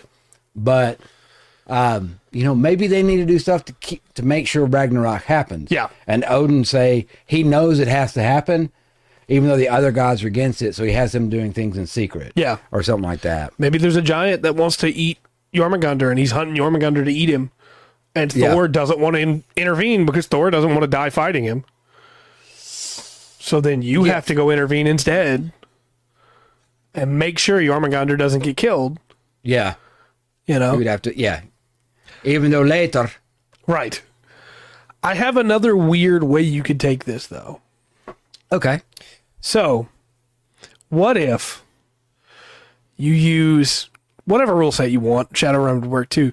You do like a modern day thing where Ragnarok still hasn't happened. Okay. And they're still trying to get ready for it, but you're in like present day. Okay, if you bring up God of the internet, I know where you're getting this. No. Look, yes, but no. Okay, I'm not going that far. And Odin's called Mr. Wednesday. No, I'm not going that far. But even though that book's really good, I haven't watched the show, have no plans to. Book's really good. But though I like David Tennant. Yeah, that's true. I do too. I say that's true as if I know for sure what you like, but it's true for me, so I assume it's true for you. Yeah. I assume it's true for all human beings on this planet. But do like a present Not day the Ninth thing, Doctor. right? Where you have each of these interacting with each other, and the idea of like, yeah, here's the world serpent. He can't just roll around as a giant serpent anymore, or Ragnarok won't happen because governments will attack him. So here's this guy that has a forked tongue that you have to meet in a coffee shop so that you can help him get the next part of the plan done so that Ragnarok can happen. Or here's Tyr that only has one arm, Yeah. you know, but he's just a guy that works in a factory because they got to keep up appearances until it's time, you know. I think that would be a really fun way to There was a show. I didn't watch it. My girlfriend did, The Love of My Life. The Mighty Johnsons. Okay. I think is what it was called. And whoever, if you would, correct me on this. I believe that's kind of what it was. Yeah. But, or maybe they get, it's like, well, we're not going to worry about it anymore. Yeah. We're not going through Ragnarok. We're just going to step down and go live a life. And then you have to bring Ragnarok about. Yeah. To kill them all. Because if you don't, the magic in the universe is going to die. Because the prophecy was laid out by the Norns. Yeah. There's a lot of things you could do with it. But if you do just a straight fantasy setting, I think you got to have it where your paladins, your champions, whatever, your clerics, they follow them. Your druids. Oh, yeah. You've got that Norse and Greek for a lot of us. Let's say here in the West, so to speak, right? Yeah. The Almighty Johnsons. Okay.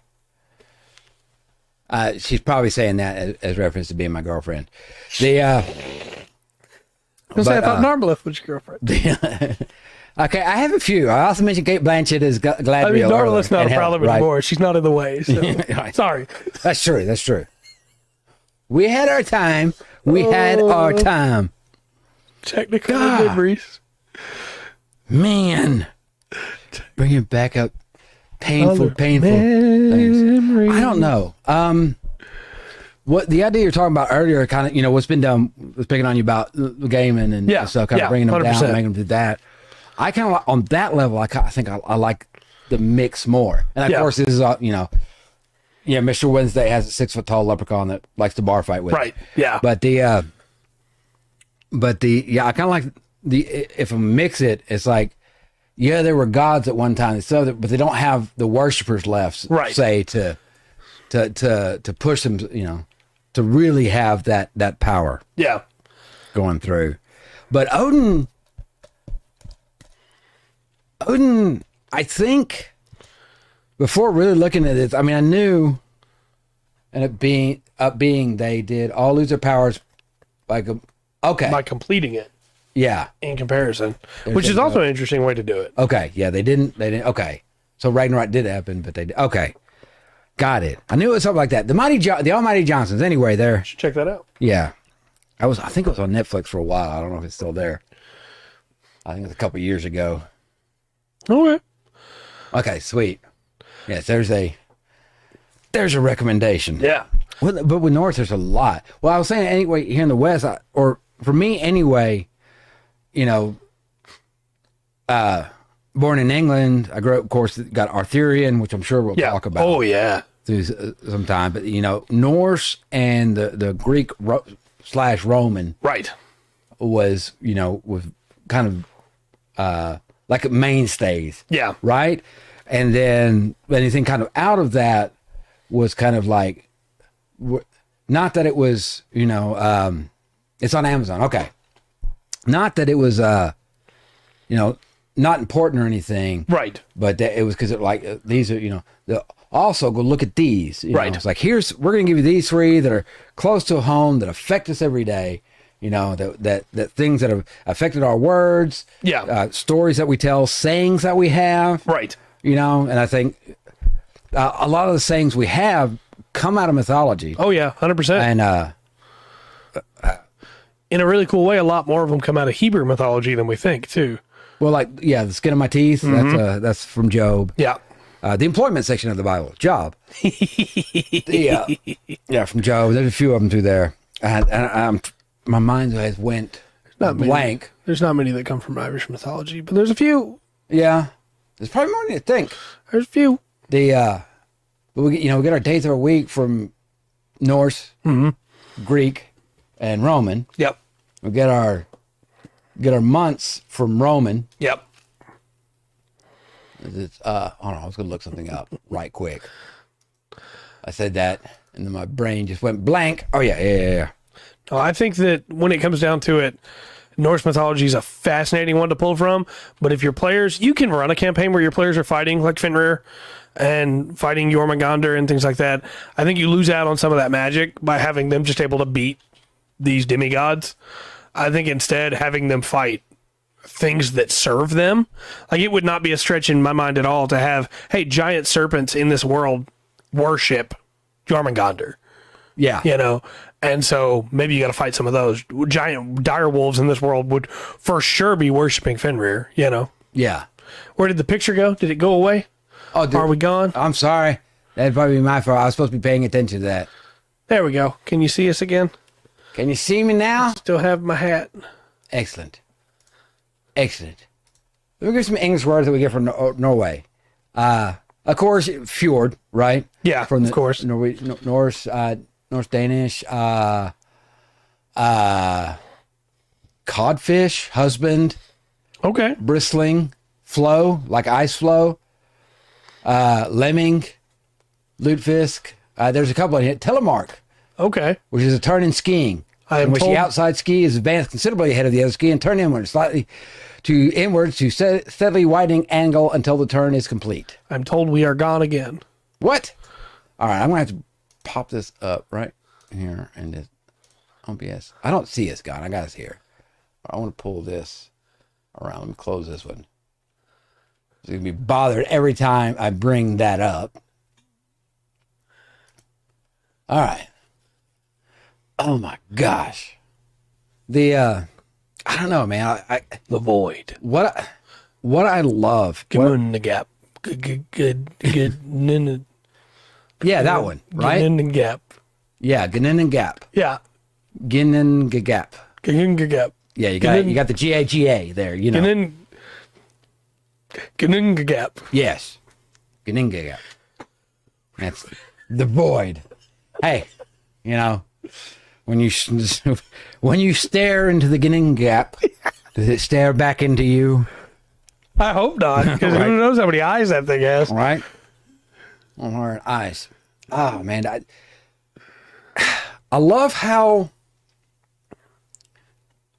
each one of these, like it's like I could picture in my head. It came with, and I know some of it's from other media. Yeah. Like I'm sure when we're going over some of the Brazil stuff, there's stuff, inadvertently in my head from Mel Gibson's Apocalypto for some reason. Right. Going through that, the Jaguar. But even though, like we're looking at Brazil and they're different stories and it sets up like a whole world. Yeah. There's a whole feeling, a whole style to it. Yeah, 100%. Same we were talking about the Japanese, the Japanese mythology and the urban legends and things. Yeah. It's you get this whole idea, this whole civilization in your mind that you can work with. And like with this one. Yeah. You get this whole world. You can run a 1 through 20 campaign without having to bring in anything else. 100%. Any one of these 3 that we've done. And some of them, now this one to me, maybe because growing up with some of this, or this, that, and the other. But this one feels more like this is almost like handed to you on a silver platter. Yeah, I agree. Right? This would be easy to run in my mind. For me, yeah. Yeah. I don't feel like I would get off the path or anything. Mm-hmm. Or I don't like that. Like I feel like I would have to do. I know a lot of the Japanese would we talked about a lot of the creatures in there, but right. when we get into the mythology of it, I feel like I'd have to dig further and really get a few story. Things, to get out. But this one I kind of feel like it wrote the story for you. Yeah, yeah, I've got it. The setup is high magic campaign, blessings from the gods, from the Aesir and the Vanir. Just having a good time. Right. Yeah, I think this would be a really fun campaign. I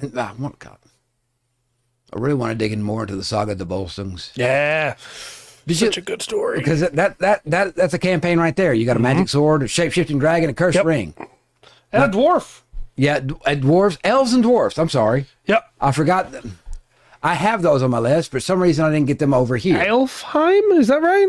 For the elves? Yeah. There's elves and dwarves. That's where Norse. Duh.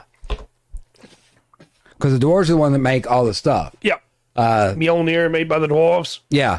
Now Mjolnir was made. Okay, so Loki snuck in and cut off Sif's or Freyja's hair, whichever was known for having the long, blonde, beautiful golden hair. Okay.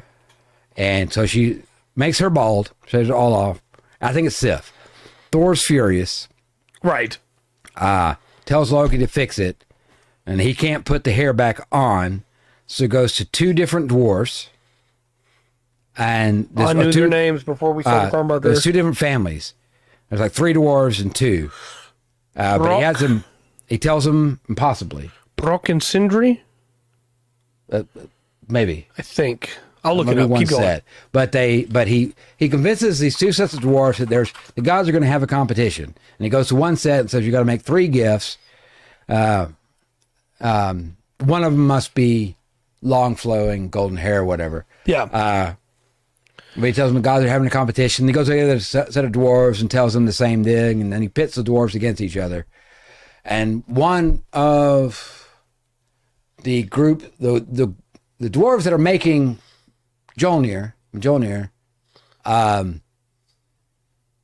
he says, "Okay, we will jump in. We will play this as long as your head is the wager. Yeah, and have your head." And Loki agrees.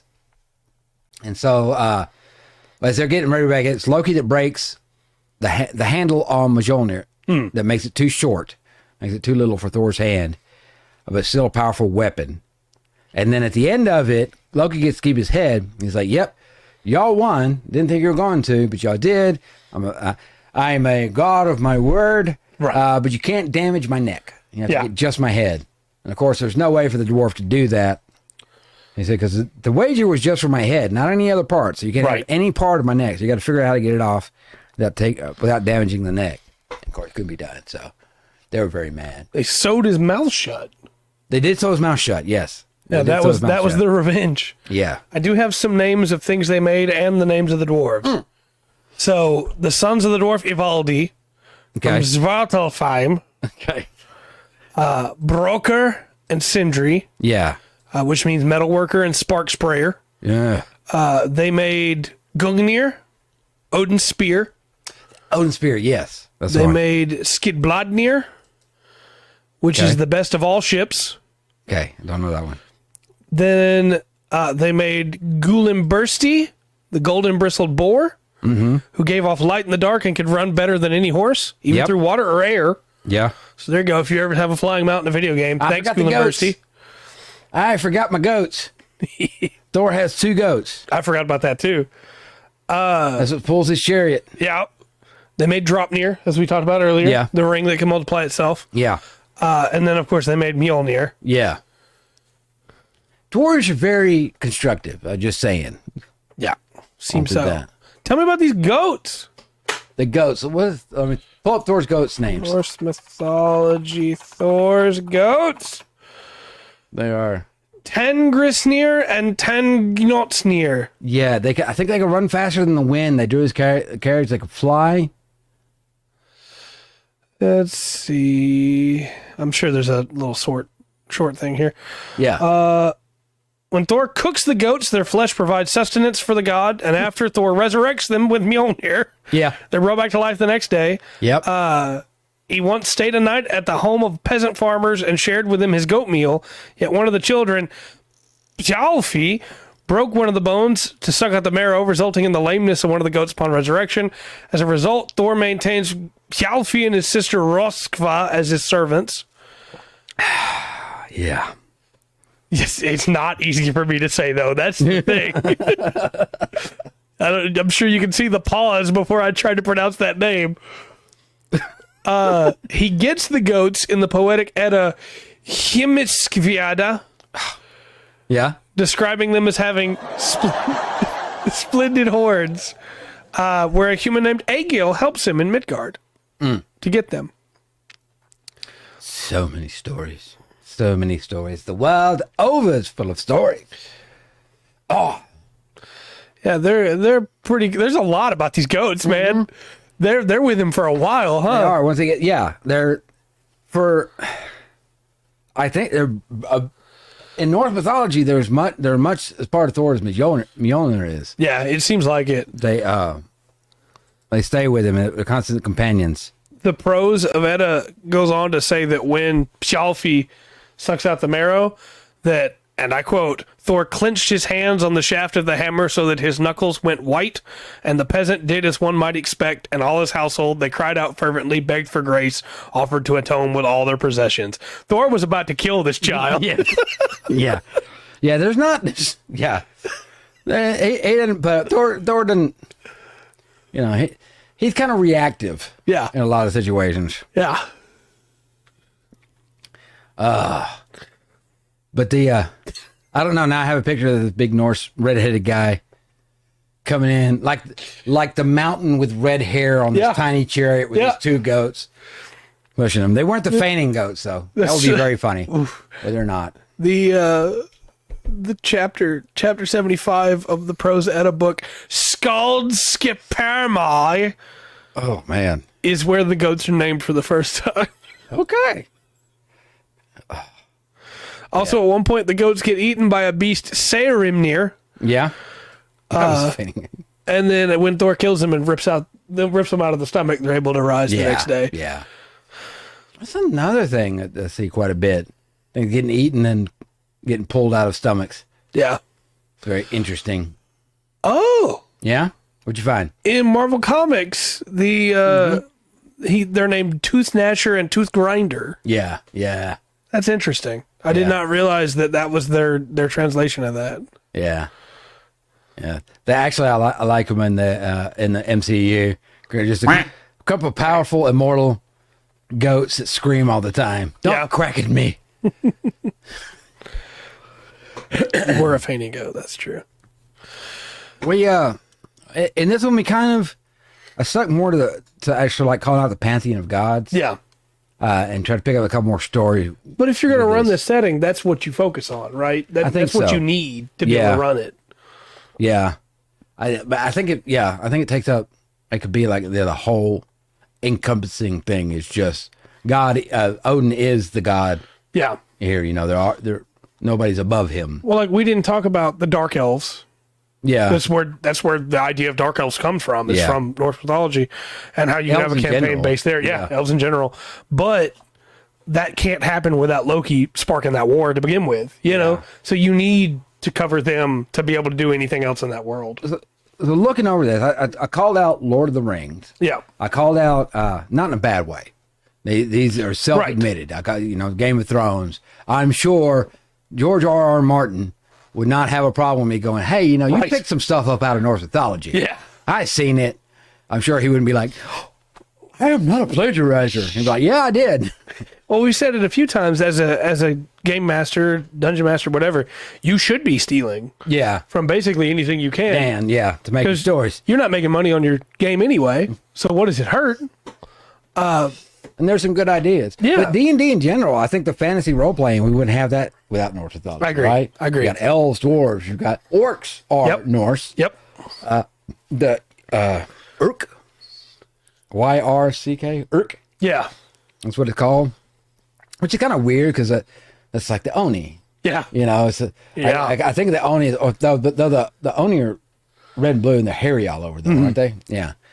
And the orcs, giants. Of course, there's giants. So everywhere. much comes from it. It's crazy. If you tried to pin down, like if you removed it from existence, Yeah. the world as we know it today would be very different. I think so. Like, at least the Western world, you know, I think it would.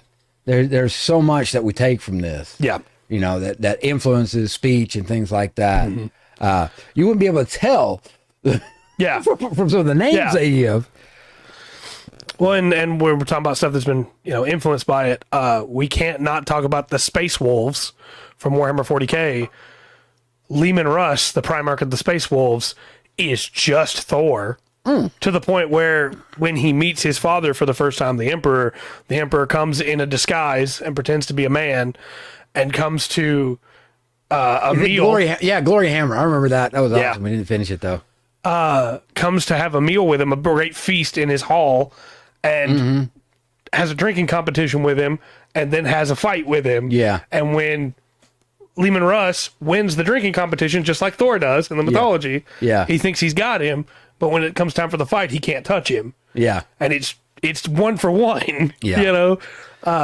The influences are in everything. I think going through this more than anybody else, in my mind, I realize I need to ramp up Odin's strength. Yeah, 100%. Odin's way cooler than I gave him credit for. You know, he's got a spear, magic helmet. Yeah. He's got the Bugs Bunny. That I make fun of that, but that's where it comes from. Story. Yeah. I got another weird one that just came to mind too. In the Super Robot Wars series, there's a character named Sanger Zunvolt. He's not the reference, but at one point he gets cloned by some aliens. Yeah. And the guy that comes to fight him is a guy with only one eye, who is his direct clone and calls himself Wodan Ymir. Okay. And uses a spear. Right. Called Gleipnir. Okay.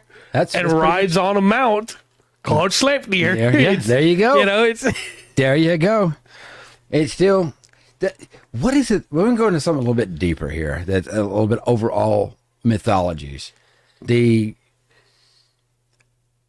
seems like each one of these have stories, characters, things that we look at that, even though it's the culture they come from, you could say that that's a completely different culture than what I live in. But there's still stuff that comes across. There's still stuff that matters. Yeah. The effect of how you would feel when you have something stolen, or or love, or the hunt, or there's just so much that they have their own. They might have their own way of looking at it, but it still kind of fulfills the same purpose. Yeah, it's very human. Yeah, in a way that, as much as I love urban legends that we have today, they're not the same, as old mythology. Is just very human at its core. Nice. Glory. Nice. Hammer. Very cool. From Dundee. Yeah. Now I got Glory Hammer songs, so I'm going to go listen to some power rock, some power metal. I guess we should ask, chat, what are we covering next? Yeah, y'all are thinking about that. We'll try to go with that. What are we covering next? I have a list if anybody wants something else. The next one will be on the list. I have Slavic, then I have Polynesian, then I have the Yoruba, excuse me. Can't speak. We do have a head start on what? Greek? Yeah. Greek, so we can do that one. So we've got some ideas. If there's anything, please throw up y'all's ideas. Greek is going to be a lot like this one too, I think, where there are creatures, like we could do a double feature on Greek if we wanted to, but you can't have Greek mythology and run that style campaign without the gods and the stories there. Yeah. Without, old Jupiter, old Zeus. Well, Zeus being weird. That's the same person. Right. It's just one's Greek, one's Roman. Yeah. Now, speaking of that, I think if we do Greek, we might do Roman at the same time. Yeah, I think so too. Because there's not enough different there. There is some differences, but it's not. Well, Jupiter, Zeus, Mars, Ares. Mercurius Pluto. and Hermes. Yeah, Pluto, Poseidon. It's just lifted. It's just with different names. Well, they changed some slight stuff. They made a lot more of the creatures that probably should have been demigods based on who their parents were, demigods. Yeah. But it doesn't really change anything because it doesn't change the stories. They're still, like Medusa in the Roman version is a demigod. Yeah. Which she probably should have been to begin with. But it also doesn't, she's not suddenly able to survive when Perseus comes to her. It doesn't change anything. So it's almost like just a remastered edition of the mythology. That's what it is, right? Yes, the Roman mythology, Greek 2.0. Yeah. This is that. Oh gosh, I'm because it's Hades, and I can't remember the Roman. If you hadn't asked, but I can find out. It's the god of the underworld, Pluto. Okay, so that's Pluto. He's not a god anymore, I guess. Neptune, Poseidon, Pluto. Yeah, he is. He's just a dwarf god. Yeah. He's out there in the Kuiper Belt. Look, no, we have not. Not yet. No. That's gonna be. Huitzilopochtli. That would be. Yeah, we could do. Yeah, Mexico would be the Aztec Empire. The Incas went down the west coast of, like Chile, no, like the west coast of South America, where the Olmecs were the precursors. The Mayans were. Oh man, we getting some really fun names there, like Quetzalcoatl. Yeah. Huitzilopochtli, of course. Yeah. Mictlantecuhtli. I think I said that wrong. Cuddle? Mictlantecuhtli. Yeah. I don't know. Tezcatlipoca. Yeah, there's some fun ones, and there's honestly the those stories. Aztecs did not invent polka. What are you talking about? Those stories are really cool. Yeah. I don't know a lot of them, but the ones I do know, like Huitzilopochtli, the reason I can remember how to say that one is because of how much I love that idea. Yeah, and I've heard that name. If nobody else chimes in, that's what we may go with the Aztecs. Huitzilopochtli. Up into Mexico. I'll do that. Golly. No, I think when it comes down to it, I think that this is a really fun series of videos. Yeah. And that it's going to make all of our games better because we're going to have more, not just inspirations for like running a game. I think it'd be really cool to come back through after we've done all this and do like a player side. What can you learn from these? Okay. That might not be too bad. It wouldn't even necessarily have to be like a whole episode for each one. We could just do a whole catch-up, a grab bag, as it were. But, like, what can you learn from the Norse mythology when making a character? Yeah. That I think would be really fun. What would help with that? Going through. Because some of the people watching, they don't want a GM. They just want to play. Maybe not. That's true. I don't think about it. But, I mean, there's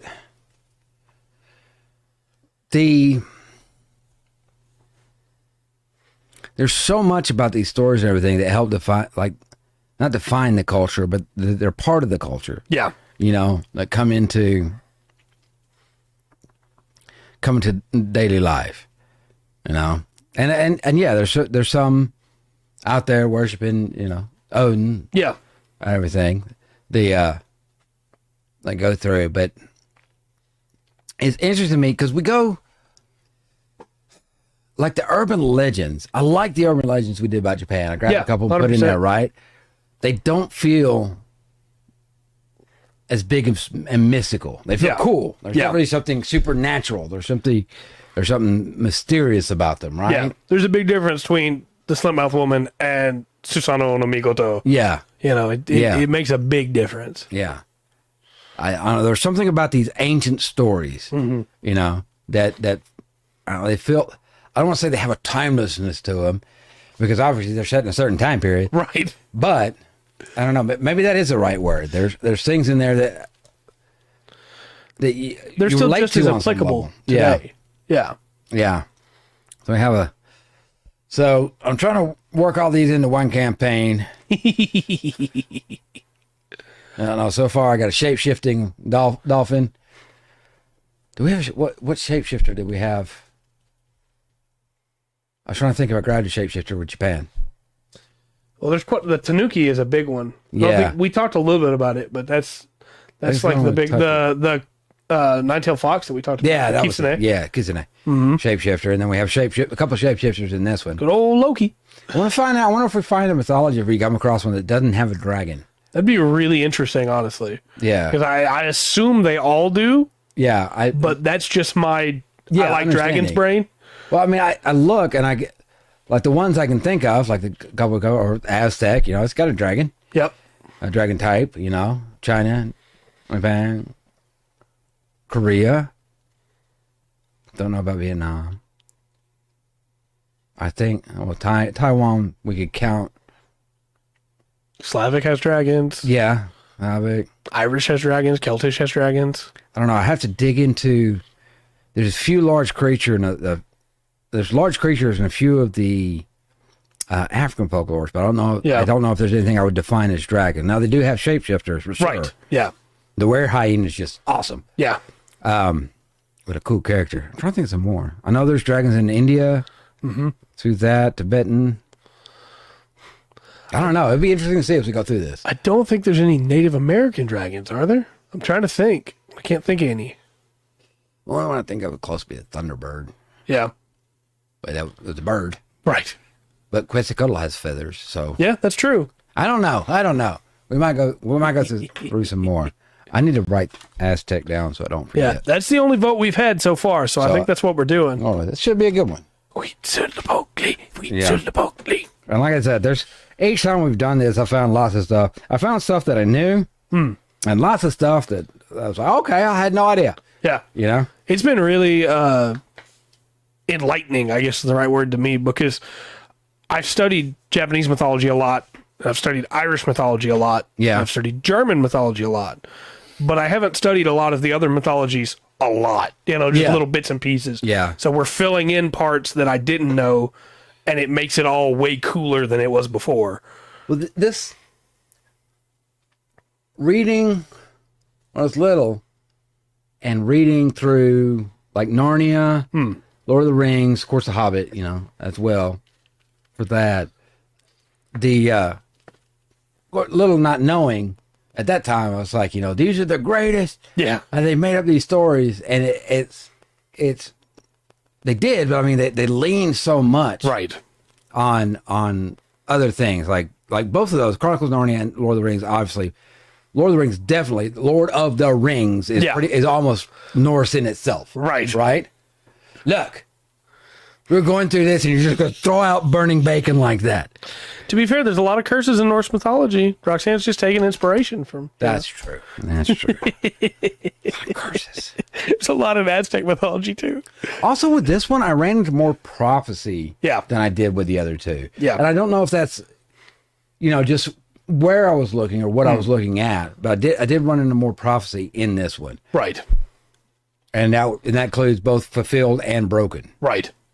Or fulfilled in a way that nobody thought, so they thought they had it broken, but it wasn't. It turned out it. Balder. Yeah. Going through that. I don't know, man. My brain's going all over the place, all over the world, looking for thinking of different stories. Yeah. We'll definitely dig into Aztec next week. I'm excited for it. I like Aztec mythology a lot. Anything you can think of for the Norse stuff that we didn't cover? Well, I just try to. I don't want to get. You know, this isn't in the full academic. You know, instruction on. I'm sure there's a lot of stories that we didn't even touch on. I'm trying to think. We didn't really talk about Ratatoskr all that much, but apparently what I knew about Ratatoskr wasn't right. So that's interesting. He's a squirrel that lives in Yggdrasil. Yes. Right. There's also a serpent that lies at the bottom of Yggdrasil, but I can't remember its name. It's not Jormungandr because that's a different serpent. That's a world serpent. Right, but there's a different one that eats at the roots of Yggdrasil, and I can't remember what it's called, but I could check that real quick, I guess. Eats Yggdrasil roots. What is it about right? Dogs being Nidhogg. Okay. Nidhogg. Yeah. Nidhogg. Yeah. Okay. God, there's so much, man. Yeah. And he's got a whole stuff with him with Ragnarok and everything, according to the Gylfaginning. So of Snorri Sturluson's prose, there's so much that we didn't even touch on. So at some point we might want to come back to Norse. We'll see. But I'll spell this one for chat so they can find it if they want to. Yeah. And please go look on your own. Because I don't think we're going to come across, there's not a chance that we're going to come across one. I don't care where we throw a dartboard as long as you hit land. Unless we hit water and we say Atlantis is there. And you hit land. Which Atlantis would, do we do that under Greek or do we do that under Egyptian? I think that one might have to be its own thing because there's other versions of it too. Well, the version that we know by Homer, right? That was given to him by his uncle Thorin, who traveled and got it from Egypt. Right. But there's also the Babylonian version of it with Gilgamesh. And the whole story there with Enkidu and Enkidudu. Yeah. There's a whole thing there, which is a Babylonian mix of Atlantis and Noah's Ark. Yeah. In a really weird and cool way. Yeah. Yeah, the Babylonian Noah. Mm-hmm. Also, just want to mention, Nidhogg is a dragon, and there's another dragon that is tied into the legend of Nidhogg, which is called Hraesvelgr. Okay. Which is why in FF14 you have Nidhogg and Hraesvelgr, the two brother dragons that you run into. Oh, okay. So, man, that's interesting. I think the actual, if you're going to call him just Nidhogg, then it would be Hraesvelg, because the is it adds at the end, Nidhoggr, Hraesvelgr, Yeah. But I don't know. I'm not a Norse scholar. No, so don't quote me on that. Would like to point out, that I am officially a dumbass. So I've got stories that can prove it. I proved it myself tonight with the Ratatoskr thing with Odin. Look, I only know what I've been told and what I've studied for myself, and I haven't studied this. Well, so I think the squirrel has a purpose, and I can't remember what it is. I want to say it has a prophecy about it, too. I'm sure everything in that tree does, because I know there's also an owl, but I don't know how the owl ties in. But I know there's an owl that lives in the top of Yggdrasil. What is that owl called? I think I know this one.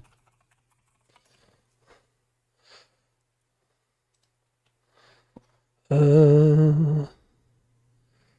know there's an owl. The creatures of Yggdrasil. Let's see. Yeah, there we go. That would be. Give us some creatures that live in Yggdrasil. We've got Vedalfnir, which is another dragon. Okay. Vidalfnir is the translation for it. It can also be a hawk. Okay. In some versions of it, which trades insults with Nidhogg. Okay. Ratatoskr, of course, the squirrel. Every time Nidhogg curses or insults Vedalfnir, Ratatoskr hurries up to the top and informs Vedalfnir what he does. Yeah. Nidhogg has said he's a little snake of a squirrel. He just loves to gossip, it says. Then we have 4 wild stags, Dane, Dvalin, Dunir, and Durathror. And they move about the branches and eat the leaves. Then, of course, there's Nidhogg. Then there's Jormungand, also apparently hangs out around the tree. But he doesn't eat it. Tree. Right. So the world serpent would have to be close to it. Yeah. But there's nothing in here about the owl, so maybe I'm misremembering the owl. Maybe I thought that was the hawk. Yeah, the eagle. Eagle, whatever, yeah. And you know what? There might be a version, somebody borrowed it, put it in there and changed it to an owl. Yeah, very well could be. You read it or saw it somewhere. Very well could be. So yeah, there you go. I want to know more about those 4 deer, man. Yeah. What are those 4 deer doing climbing up in that tree? Well, I started the list with Odin. I'm like, I'm going to start with the king of the gods, Odin. It's Norse mythology. Odin's the big guy right there, right? Yeah. And yeah, there's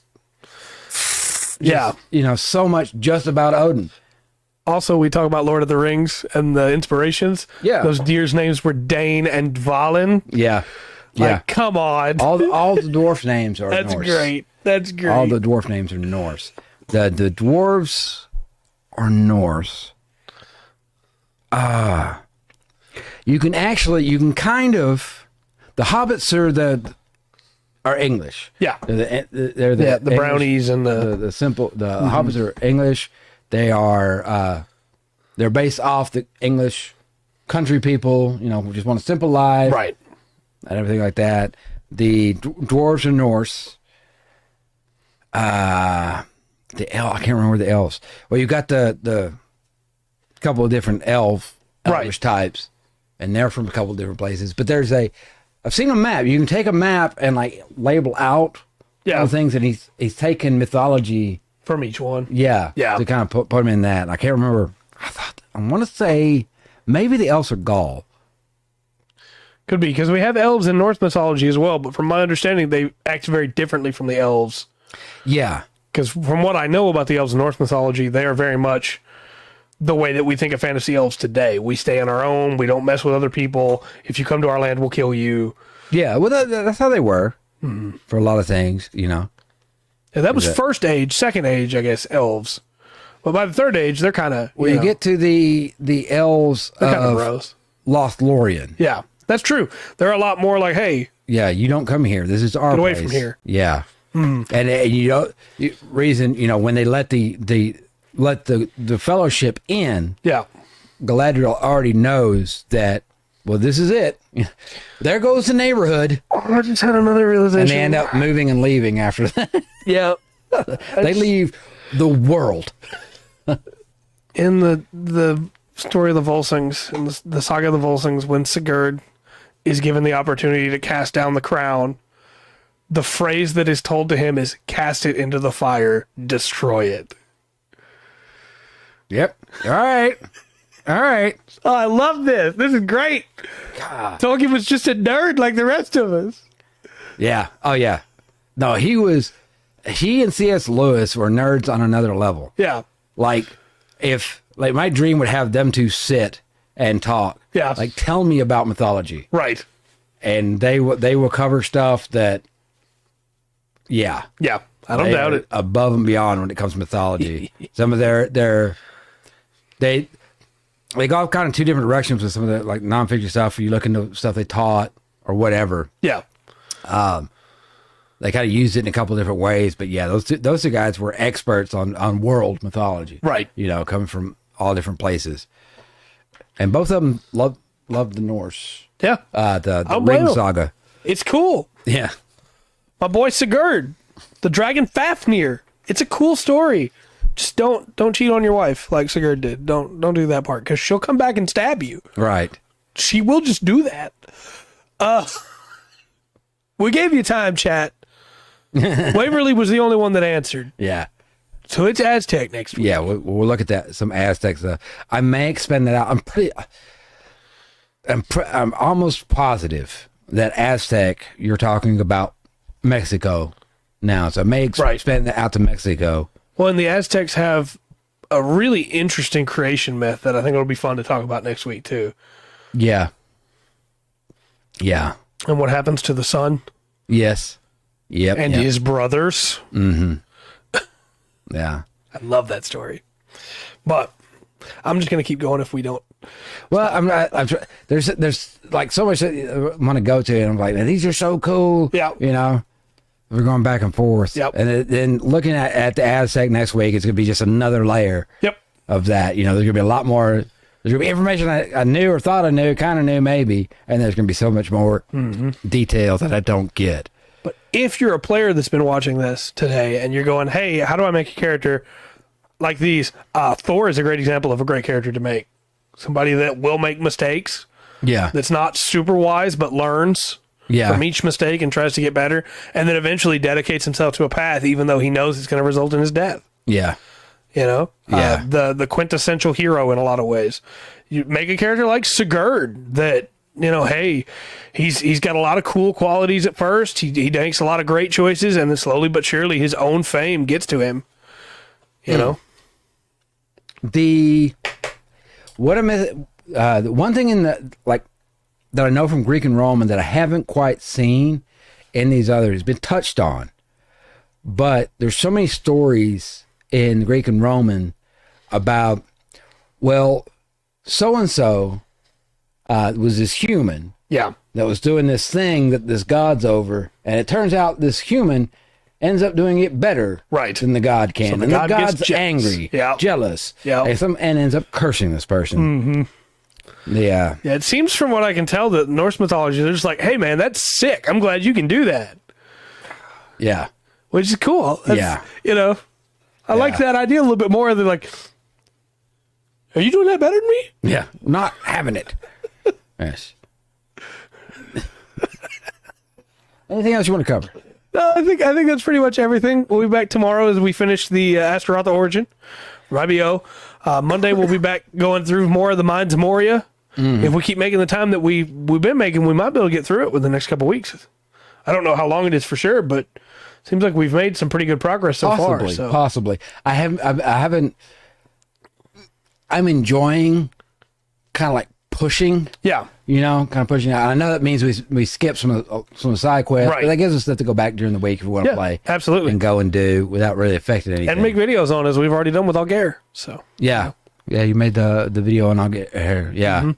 I think, like I said, this next section, you've kind of got introduced to some of the Dunedain, some of the people of Aragorn. Right. Going to Moria. That's good. Dwarves must fight for dwarves. Yeah.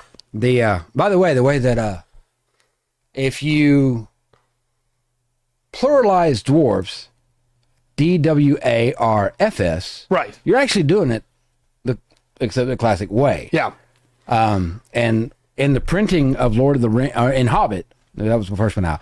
Printing of the Hobbit, he actually argued with the printing of it because he was like, no, in my world, the plural is DWARVES. Yeah. Dwarves. Which is now how we all say it. Yeah. Let's do that. Well, D&D. Yep. D&D.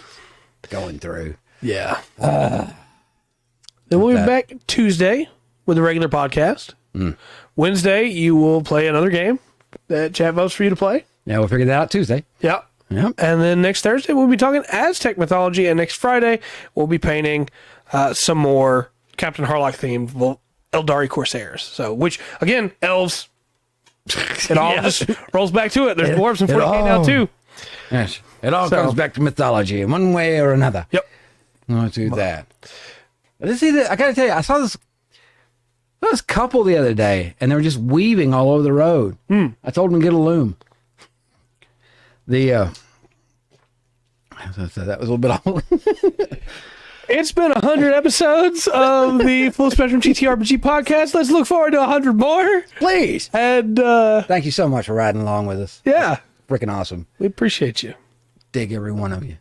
Until next time, I've been Trey. I've been Rungan. This has been the Full Spectrum TTRPG podcast. Remember to always enjoy the full spectrum. The TTRPGs and mythology, Norse mythology, has to offer.